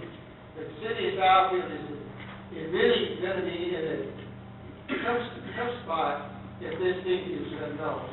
And I don't know how we're ever going to get that $9 million repaid. Yes, the reason that's on the ballot is another convoluted decision that came through Lansing, and that's the way it's written up. It falls under the Headley Amendment that it looks like a tax increase, and the Headley Amendment says that if it's a tax increase, it has to be voted on by the people.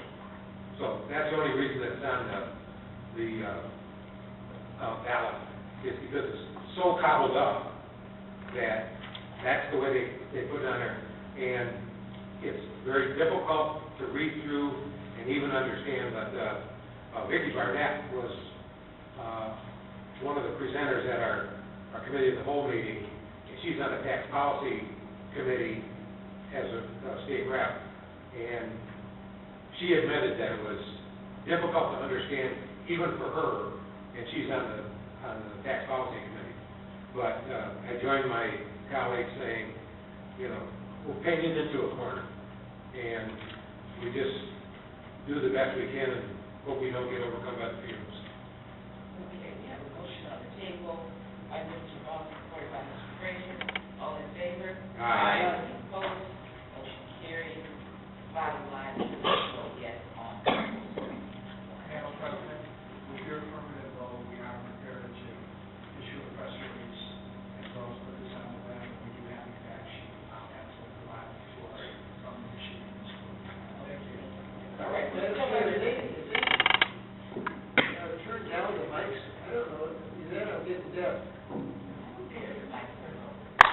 I haven't heard the people go up at the podium. I have a hard time hearing you.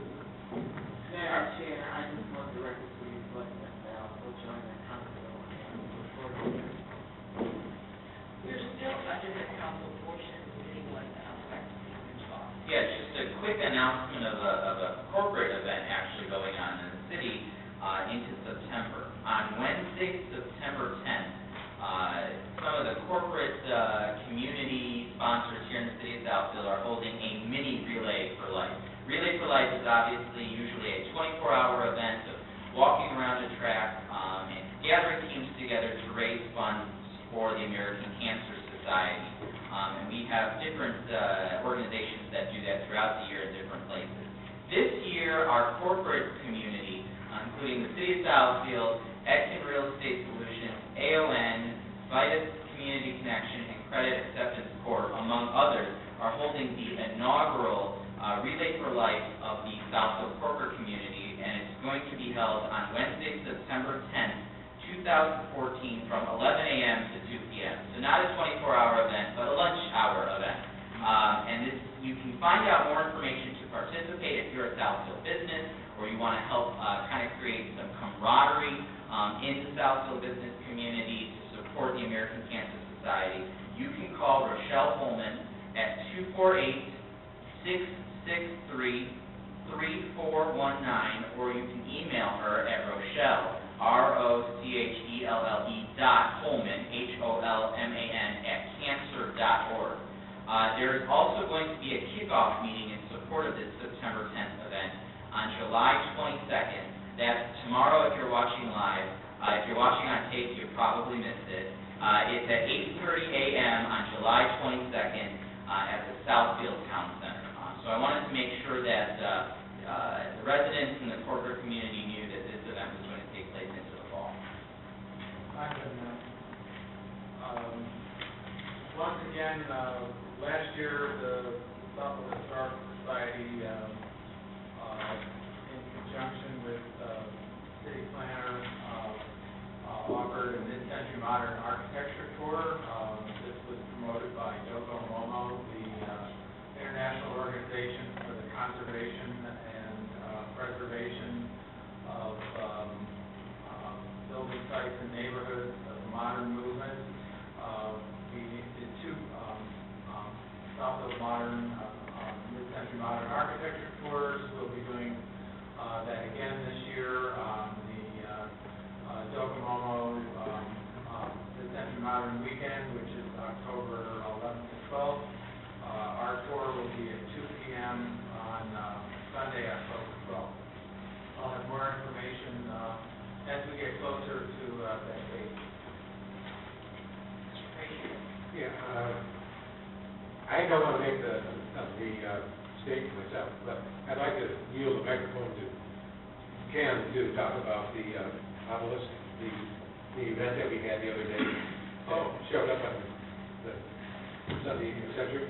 I just gave a copy of the article to Planner Crowe, who was featured.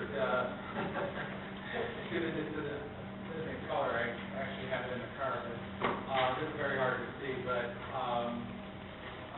we are moving along with our baseline project. This is the surveying markers that are going along 8 Mile Road.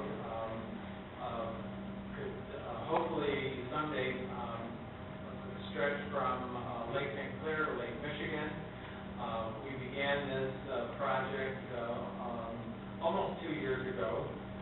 We did a lot of neighborhood building first, community building, and along with myself, Councilman Moss, Councilman Percassi, and Planner Crowe, who were out in the community, and to date we've raised $28,000 for Southfield's monument.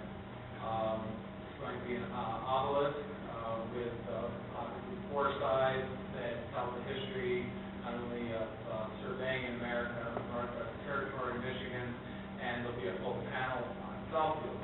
I'm pleased to report that Hall Clark joined us to survey the location on 8 Mile in Rutland last Tuesday. We had a historic reenactment. There was our planner was so convincing that when I went to do introductions, I didn't know he was there. Mid-century, 19th century costume was great, along with several of the surveyors that came from Hubble Ross and Clark, who's one of the partners on this project. I do want to report to those who have donated that we have paid for the granite, and it has been shipped from Vermont to Northville, where it's being engraved, and we have contracted a contractor for the installation of the obelisk, and now that we have it surveyed,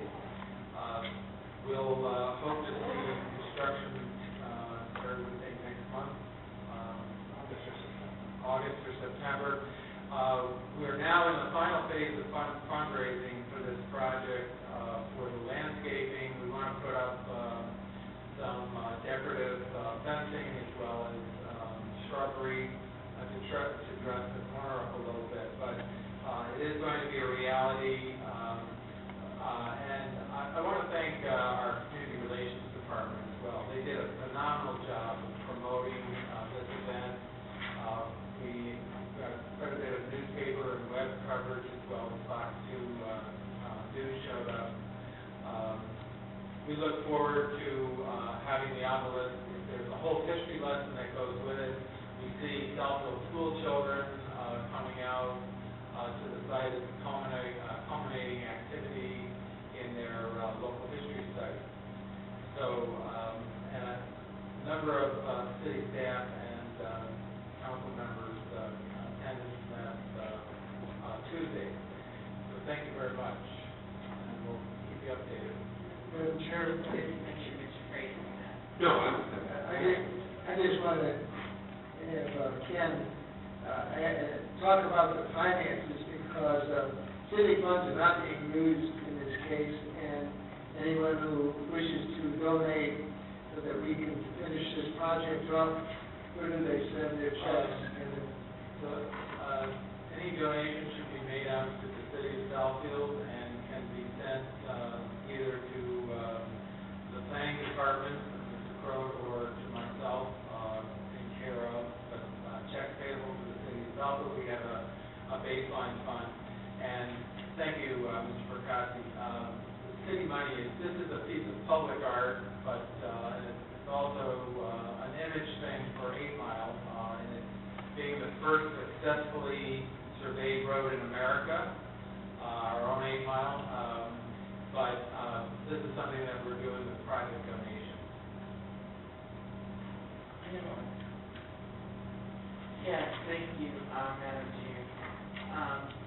I wanted to just talk about, we just recently had our Oakland County NAACP dinner, which was hosted in Southfield, and attended by Councilman Frazier and Councilman Lawson and Percassi. And it was, we're a city of diversity, and I was honored to be there and to have represented the community under the mission of the NAACP, a civil rights budget, who spoke about some of the things that happened in our country, but took it to the point where, while some bad things happened and things were not followed in our history, that we still have opportunities to do much more in our country. And so I was just glad that it was posted in Southfield and that we had that opportunity.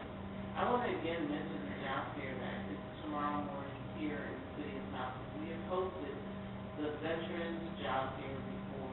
It is an amazing turnout, and I encourage people to come out. They will not exclude you from coming, but if you are a veteran and you need a job, these are companies that are coming looking to find you, and they are really prepared to look at your paperwork and your experience and the military and transfer that to employable skills that you can use. So we do really encourage members of the community. If you have family members who are veterans, and encourage them to come out. We often talk a lot about how we treat our veterans, and the city of Southfield should be really a model for other communities, because between establishing the Veterans Commission, our observance of Veterans Day, and really all the activities that we do in the city of Southfield, hosting this is our 3rd year, I think, of hosting this Veterans Job Fair. And this has been our offering to the veteran community, just to offer our civility. So I do encourage people to come out, and we're very proud of that. I also just wanted to note something. It's really kind of cool. If you never participated in our 4th of July parade that we have in Rosewood, it is the cutest, most unique thing you ever want to see, because there's more people in the parade, and you don't walk in the parade for the observers. We wake up everybody as we walk through the neighborhood, and then they all kind of join us and walk down to the community center. But it's one of those things that just makes, your own hometown to me. And it was funny because I had some individuals with me, and I'd never seen a parade like this. It was just so cool. The parade of the people walking down the street. So to Roseland Woods, this is Magnolia subdivision, I want to thank them for continuously working to keep community and to keep a tradition alive, because when a community can keep really keep fighting to keep their community together and vibrant. We should say thank you so much. So it's an honor. Most of us always attend, and I don't think I've ever missed one, but it was really kind of really cute, and I enjoyed it a lot. So kudos to them. Oh, and I do want to say, Election Day is August the 5th. And I don't think we're having another televised meeting, right, Madam Clerk? So, August the 5th, there is an election. And it is very important for people to go out and vote. And I do encourage everyone to go out and vote. There will be a number of elections. A lot of people sit at home when it's not a presidential election. So I do encourage everyone to please come out and vote, know who the candidates are, and vote, and make your voice heard. Thank you. Mayor, you better mention Roseland. Did I say Roseland? No, you said Magnolia. Oh, I Yeah, Roseland. Oh, did you? All right. Yeah, I don't want any problems. All right, I didn't want to get in trouble there. All right, let me just give the administrative report, a portion of our agenda. Mrs. Dawn. Madam President, as we discussed at our committee of the whole meeting, which preceded this meeting, I am requesting authorization to retain flat grant to conduct a water rate study for the city of Southfield, an amount not to exceed $30,000, with funding to be provided within the 2014-15 water sewer budget account. Motion. So moved. Support. Motion by Mr. Frazier, supported by Mr. McCarthy to approve the Plant Moran water study, water and sewer study. Any questions? All in favor? Aye. Opposed? Motion carries. Again, Madam President, the next item is a request to extend our contract for architectural services. But we did not discuss this prior to this meeting. There is come an immediate need that we retain our Siegel to do some architectural work. They have been previously approved as the city's architect, and that contract expired in March 30th of 2013. Is part of the current budget. We have a number of roof projects that we'd like to proceed and at least move those forward. We did in mid-June open and receive RFQ proposals for architects. However, those evaluations will not be done until mid to late September. So I'm requesting authority to retain Siegel on a month-to-month basis or until such time that council selects a new architect, simply so that we can continue to move forward on some of these roof matters. Also moving, Mr. Chairman. We have a motion by Mr. McCarthy, supported by Ms. Seymour, to approve the authorization to extend the contract for architectural services. Any questions? I do.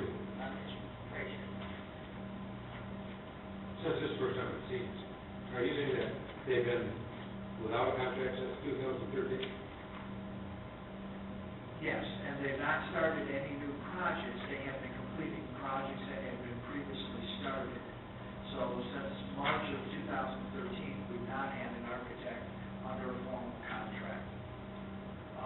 This first came to my attention this past spring, and that's when we started the process of the solicitation for new proposals.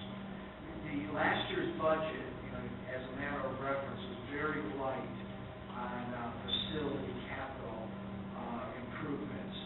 And this year's budget, as we started to put the budget together January, February, we knew we had these roof projects moving forward. We needed to get an architect under contract. Okay, now, the one difficult, this sounds like a technicality. They haven't had contracts since 2013. How can we extend? If I can refer to city attorney. I think in general, what's being requested is that we use the prior contract as a basis for kind of a month-to-month relationship until we finalize the selection process with the new company. Siegel, when the original architectural contracts were solicited, did submit a response to the RFQ. back, I believe it was 3-4 years ago. So they did go through a selection process, and they were deemed to be qualified. So that I think in this instance, we know that professional services don't necessarily have to go through a bid process. So probably to be more correct in terminology, we would simply be asking that we take the contract that we had previously and enter into it from this date going forward on kind of a rotate, on a month-to-month basis until we get a final selection. So I think it's not an extension because the contract has technically expired, but I think that in general, we're just saying, give us a relationship with them going forward until such time as we have the final selection on the new architect. Okay, I'm not against it at all. Right. I just don't want to. Right. So I would think, I would agree with you that we would take that old contract. We would simply now put the new dates on it, use that as our base for going forward on this temporary basis. So is it technically an extension or is it a new contract? I probably would agree with you, it's more so a new contract. We need a little bit.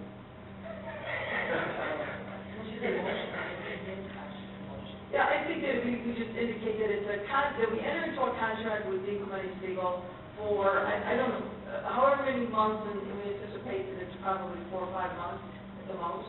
I'd like to have it stretched out like this, September. So I'm telling the committee we need to have it. Is 6 months enough? Not for I could have with a month-to-month contract.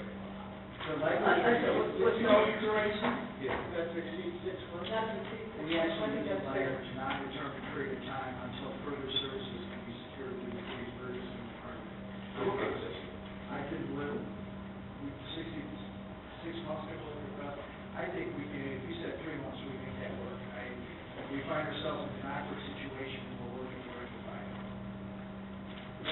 Let me amend my motion then that this be, the contract be a month-to-month contract, and that it be capped at 6 months, in which time it will be one bid.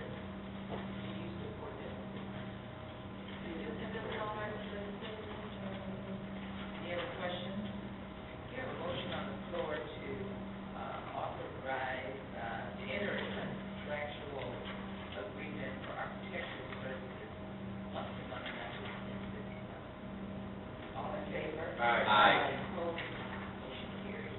We have one other item, Mr. Zorn. Yes, I agree, Madam President, and this was discussed at the county proceeding this meeting. We are requesting authority to retain, or concurrence to retain Wade Trim to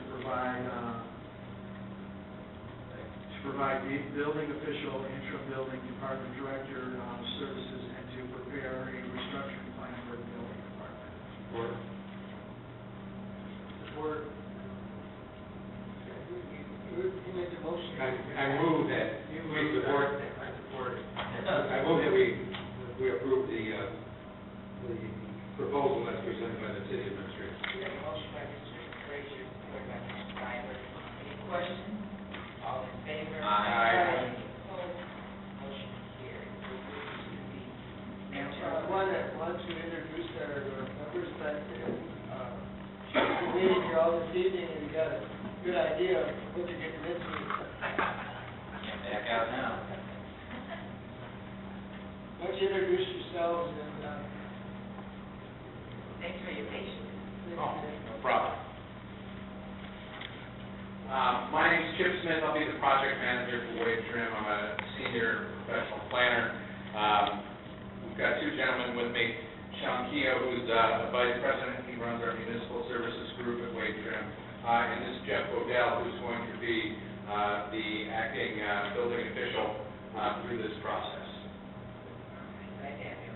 thank you very much. Look forward to it. Thanks for sticking around. You're welcome. Welcome to the attorney portion of this board. Thank you, Madam President. The first item that I have before council this evening is a request to defend the matter of Sharon Mitchell versus City of Southfield. The plaintiff indicates that she fell on a defective street and is seeking an award of damages. So moved. Support. We have a motion by Mr. Snyder, supported by Mr. Frazier. Any question? All in favor? Aye. Motion carries. The second item is the matter of Robert Wedler versus the city of Southfield. Mr. Wedler indicates that he fell on a porch step at the Human Services Building and sustained an injury. He also is seeking an award of damages. I'm asking the authority to take whatever action to defend the city in that matter. So moved. Support. We have a motion by Mr. Snyder, supported by Mr. Frazier to approve this item. All in favor? Aye. Opposed? Motion carries. The third item is the matter of Walter White versus the city of Southfield. This matter involves an altercation that Mr. White had with Southfield Police Department. As a result, he indicates he was injured. As a result of claiming that his constitutional rights were violated, I'm asking to take whatever authority to defend the city in that matter. So moved. Support. We have a motion by Mr. Snyder, supported by Mr. Frazier. All in favor? Aye. Opposed? Motion carries.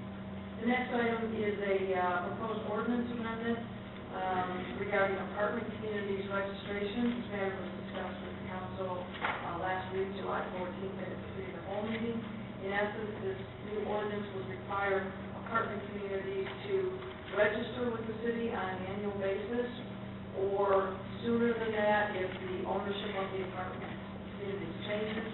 And this would simply require that the owner register the name, address, telephone number of the owner, as well as the property manager. It would give the city an ability to be in a better position to enforce the public health safety welfare aspects in terms of notifying who to get in touch with when there's an issue in the apartment. Your motion. I move that we approve the proposed ordinance amendment, apartment communities registration. We have a motion by Mr. Frazier, supported by Mr. Snyder. Ms. Eno. Yeah, I just want to make sure that we, in the fees that we are charging this board, that we recover our costs and not too excessive. We do want to cover our costs. That's the main thing. The other thing is I'd like to see it become available online.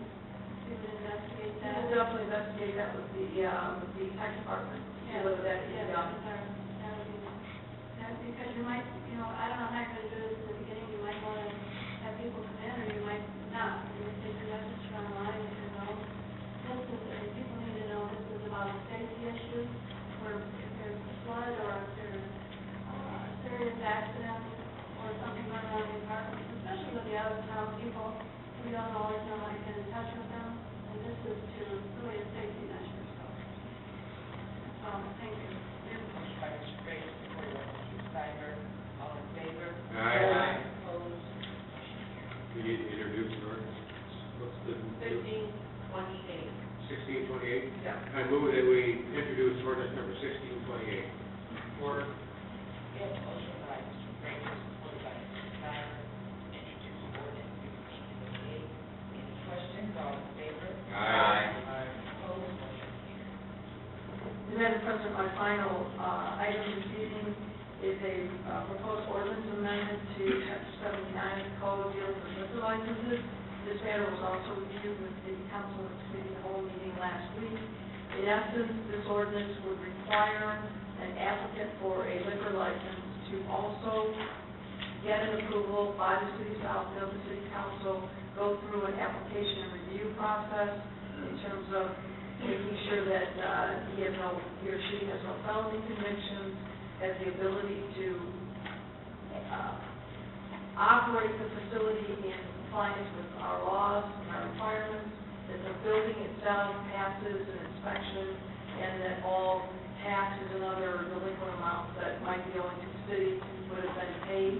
And it would apply to transfers as well as for new license applications. So moved. Support. We have a motion by Mr. Snyder, supported by Mr. Frazier, to approve the proposed ordinance amendment. Any questions? All in favor? Aye. Opposed? Chair, I move that we introduce ordinance number 1629. Support.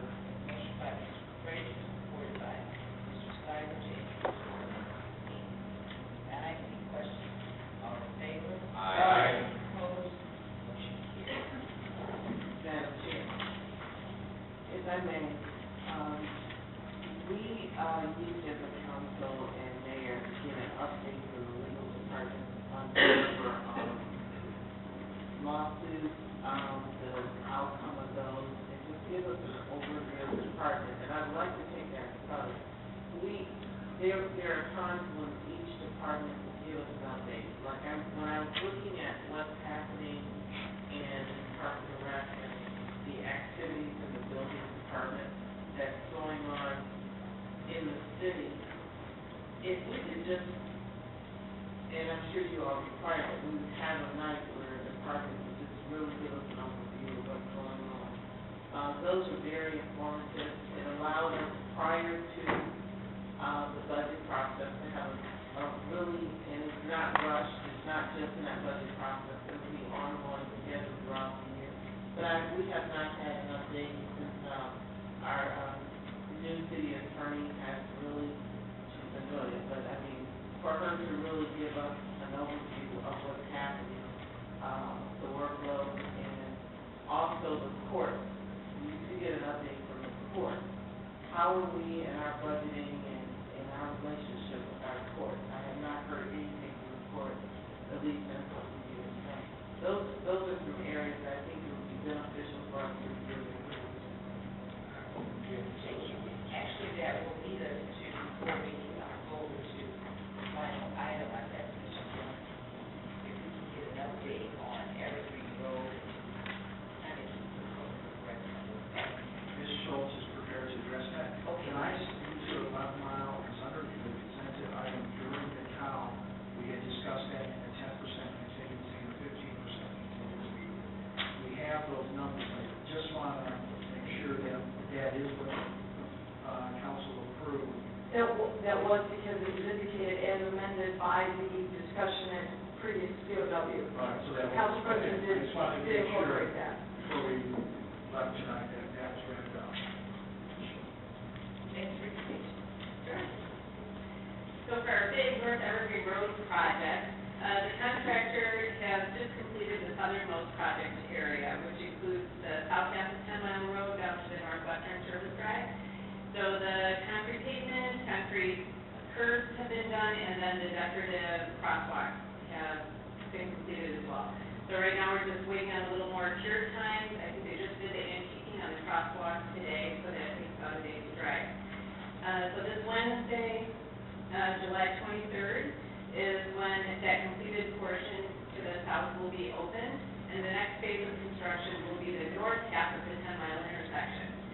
So at north half of the intersection, this means that Evergreen Road between 10 Mile and Civic Center Drive will be closed to through traffic. All the businesses, of course, will still be accessible, as well as the residential streets for the neighbors there. The contractor has taken this opportunity to move forward with the next phase of the project, which is the west side of Evergreen Road, and he is committed to starting that west side between 10 Mile and Civic Center. He seems to be working a little ahead of schedule, which we're very happy to see. The next thing you'll also be seeing is some work will be happening soon on the big 60-inch storm sewer crossing up by our library entrance, and that works through the Travelers Tower property, which we have an easement for. And for our South Evergreen project, just a brief update there, that 8 Mile and Evergreen work, which originally we were told we were not going to be able to do until the spring of 2015, that is moving forward. Our contractor for that south project is the same contractor that MDOT is using for the 8 Mile Road resurfacing project. So that has made coordination seamless, and we are finishing up that work down at that intersection, and that should be open within a month and fully paved down there. Now, I know one of the items that we had talked about at the council having inspections done, and just making sure that we've got the work is being done properly in terms of like grade and all that other stuff. Is that happening? Yes, that is happening. We are doing additional inspections as well as the plant, and basically a more strict QA process through the construction. Additional testing has been explained to the contractor behind the concrete paving machines, where we're going to be testing up front like we always do. We're going to be doing some of the concrete testing at the end of the pour, as well as the typical pours to check for strength and content that we do. So. What happens if there's, you pour the concrete and you see that after testing it, it's not satisfactory, they tear it all up? Yes, they do. So it's, as long as they know ahead of time that we're doing the extra testing,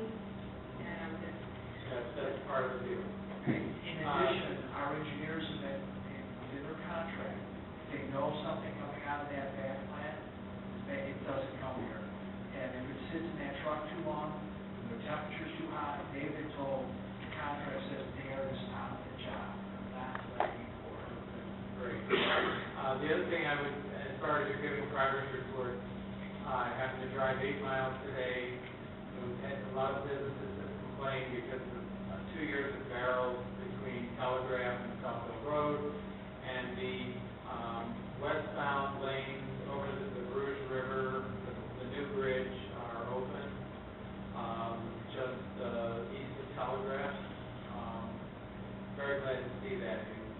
The detour is over. yeah, the contractors must have come prepared because they were done quickly.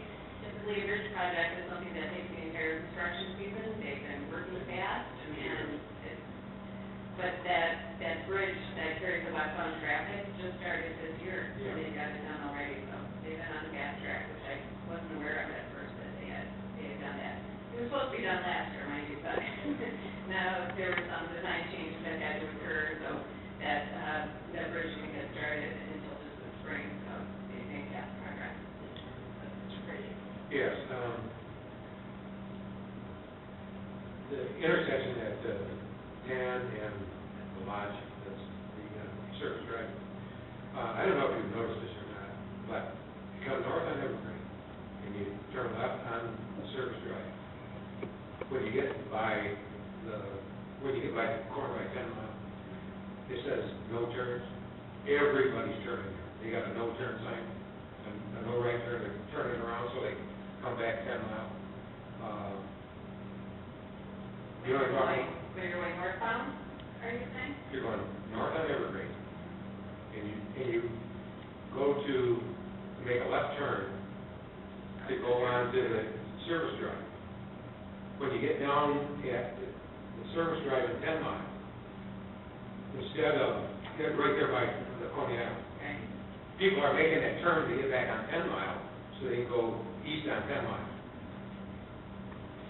They're not following the detour. If I can add into that, probably the first 2 days that was closed, there was a sign that actually directed traffic to turn right, and it said, no turn for only trucks and heavy cars. So that was actually the original direction, to turn right, and I think whoever was doing the road construction project actually realized it was causing a backup. Now it directs you all the way up to Civic Center Drive. So for the first couple days, that was the direction. Now people are now ignoring it. That you brought up a very good point, that there is, the detour actually goes all the way up to Civic Center Drive, not at that little triangle. That's right. Traffic backs up at every point. Yeah, that's just kind of almost a standstill. Right, which is why some of the detours seem longer than they need to be for exactly that reason. And all of the detours that are mapped out, this is an NDOT project, so all of these detours have to be accessible to trucks as well as just passenger vehicles. So besides the stacking issues they have around that 10 Mile northwestern Evergreen intersection there, there's some of the turnarounds that the trucks don't easily make, even on the crossovers on Northwestern Service Drive. So they're directing vehicles to go further. So, the people that know the area are finding their way around. But it specifically says no left turn. People aren't risking. It's a right turn. It's a right turn. It's a no right turn, because you have to make a loop around, come back past the Coney Island on 10 and And that's where they're, It's like a long detour, but when we've got rush hour traffic, that's way too many cars trying to make that movement. So they try to adjust if they see problems that are developing. Typically, right turns are something that would be prohibited in a construction zone, but because of that short stretch of road there, it's creating gridlock. So that south side will be opened up starting on Wednesday, and hopefully it'll alleviate some of that. Almost wonder should we have a big stop there for the Coney Island driveway, because they're still trying to turn left into that, even though there's a sign that says no left turn, it's still causing just a lot of traffic going there, in addition to the traffic that's being directed. Well, certainly, it would be standard for us if there's a problem out there and continued breaking of the rules with these signs up, like, kind of this department. Mr. Long. Yeah, you mentioned it just briefly, but so when are all lanes open in that stretch in front of kind of the bridge over the lodge? When is that's completely shut down right now? When is that open? That short stretch will be open on Wednesday. They're doing the traffic shift. So by end of day Wednesday, that needs to be open. That's good to know. And then the road construction on Evergreen between 10 and 11, I know that we had maybe a weekend there will be a shutdown of the side. What's the schedule of the actual shutdown of lanes? Or, just so people know, when is it going to be 2 lanes? When is it going to be fully open on one side? Right now, they just have it by phase, and exactly when the weekend closure is going to be, that's something that I'm happy to do an email blast once the construction has it pinned down to days. We also are trying to keep that coordinated with events that are going on at this facility with our Parks and Recreation Department and the pavilion. So there will just be a weekend sometime in the future in this construction season that stretch of Evergreen Road will be closed. Well, there will be, when we do that 60-inch crossing all the way across, so that will be coming up in this next phase of construction, and we are going to need a full weekend to get that built across the road. So, and that's just right around the library drive entrance to our campus.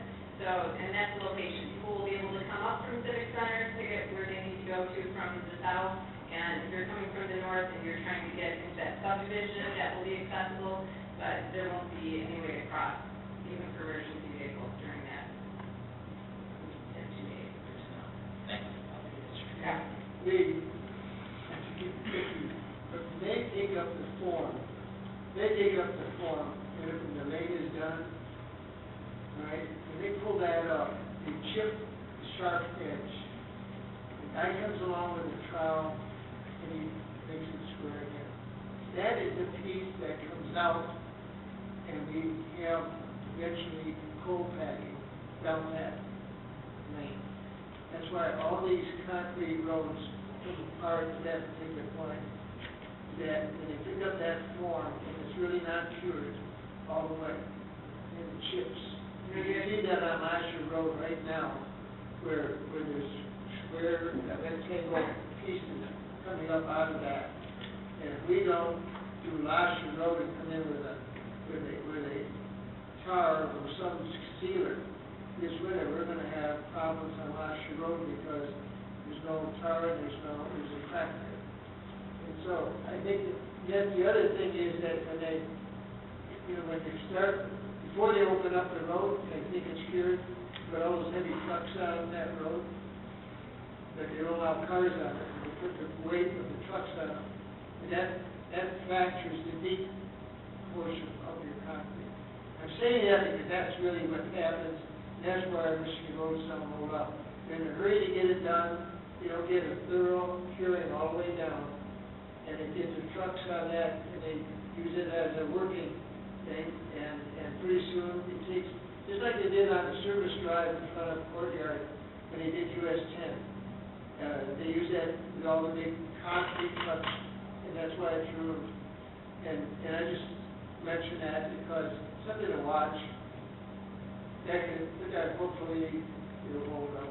Yeah, those heavy trucks, no vehicles should be on that until the tests come back from the testing. asphalt approach, concrete approach. Opposed to doing all the concrete that they had the street and the sidewalk, just go ahead and do it concrete. They waited, then we went to concrete, then they bring the roller, the asphalt trucks on top of it, and that weight doesn't work. And, I look for some of those roads to really take a beating. Anyways, I think it's just a matter of how we construct things, and we've got to get these things to last at least a couple of years before we go back, But anyway, thanks a lot for doing that. I know it's tough. I got one other thing though, Fred. Can you give us a report on what's happening with our recycling center? When it burned out? You're gonna open it, you're gonna rebuild it? Recycling, yeah. I'm in it, reserve, week from Friday. They are going through the insurance process. Can't hear you.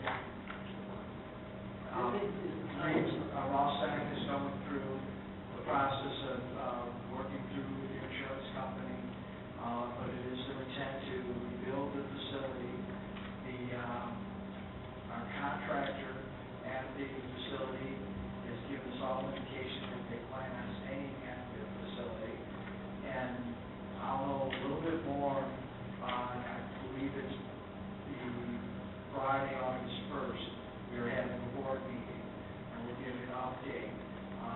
There have been a number of meetings involving the insurance company, a lot of other parties of interest have been at the table, but they are trying to move this as quickly as possible. Rossang does have business interruption insurance, and they're working their way through the process. If I can get you a formal written report, I don't have all of my notes here. Well, I didn't really mean to put you on the spot, because I know you didn't have notes, but it just came to me that somebody asked me where they could put their materials. I said nobody, is that correct? Nobody is correct. I went by there today, there's construction going on there. Where? At the recycling center. They removed the front facade of the building that was damaged, so you can see right into it, and there's a trailer out there. I was by as well today. They have hit that point where they're being allowed to come in and do work, so the investigation is near completion. I believe Mr. Crowe can speak to whether that we're planning to do. Yeah, they do have a proposal for a temporary storage facility that's going through each of the departments for review. So their intent is to have a temporary facility while they're reconstructing the fire damage. That hasn't cleared all the departments yet. Thank you. All right. You were going to say something, did I interrupt you? I just, relative to road construction, city website, every time we get an update from MDOT, which is almost on a weekly basis, or any one of the three projects, which includes Greenfield, which the first phase of that project is starting with the city's water main, Greenfield 89 mile, southbound. That project is started, but the city's website is, our community relations division updates the site every time we receive any information from MDOT. All right, the next item on our agenda is approving the expense report for the city treasurer. Also move. Support. We have a motion by Mr. Cosby, supported by Mr. Frazier, to approve the expense report for Mr. Irvin first. Any questions? All in favor? Aye. Yes, aye, motion carries. Any other items you want to discuss? I would just like to say, it's a breath of fresh air to get email update of what's going on with the roads from Public Works. He's doing a good job.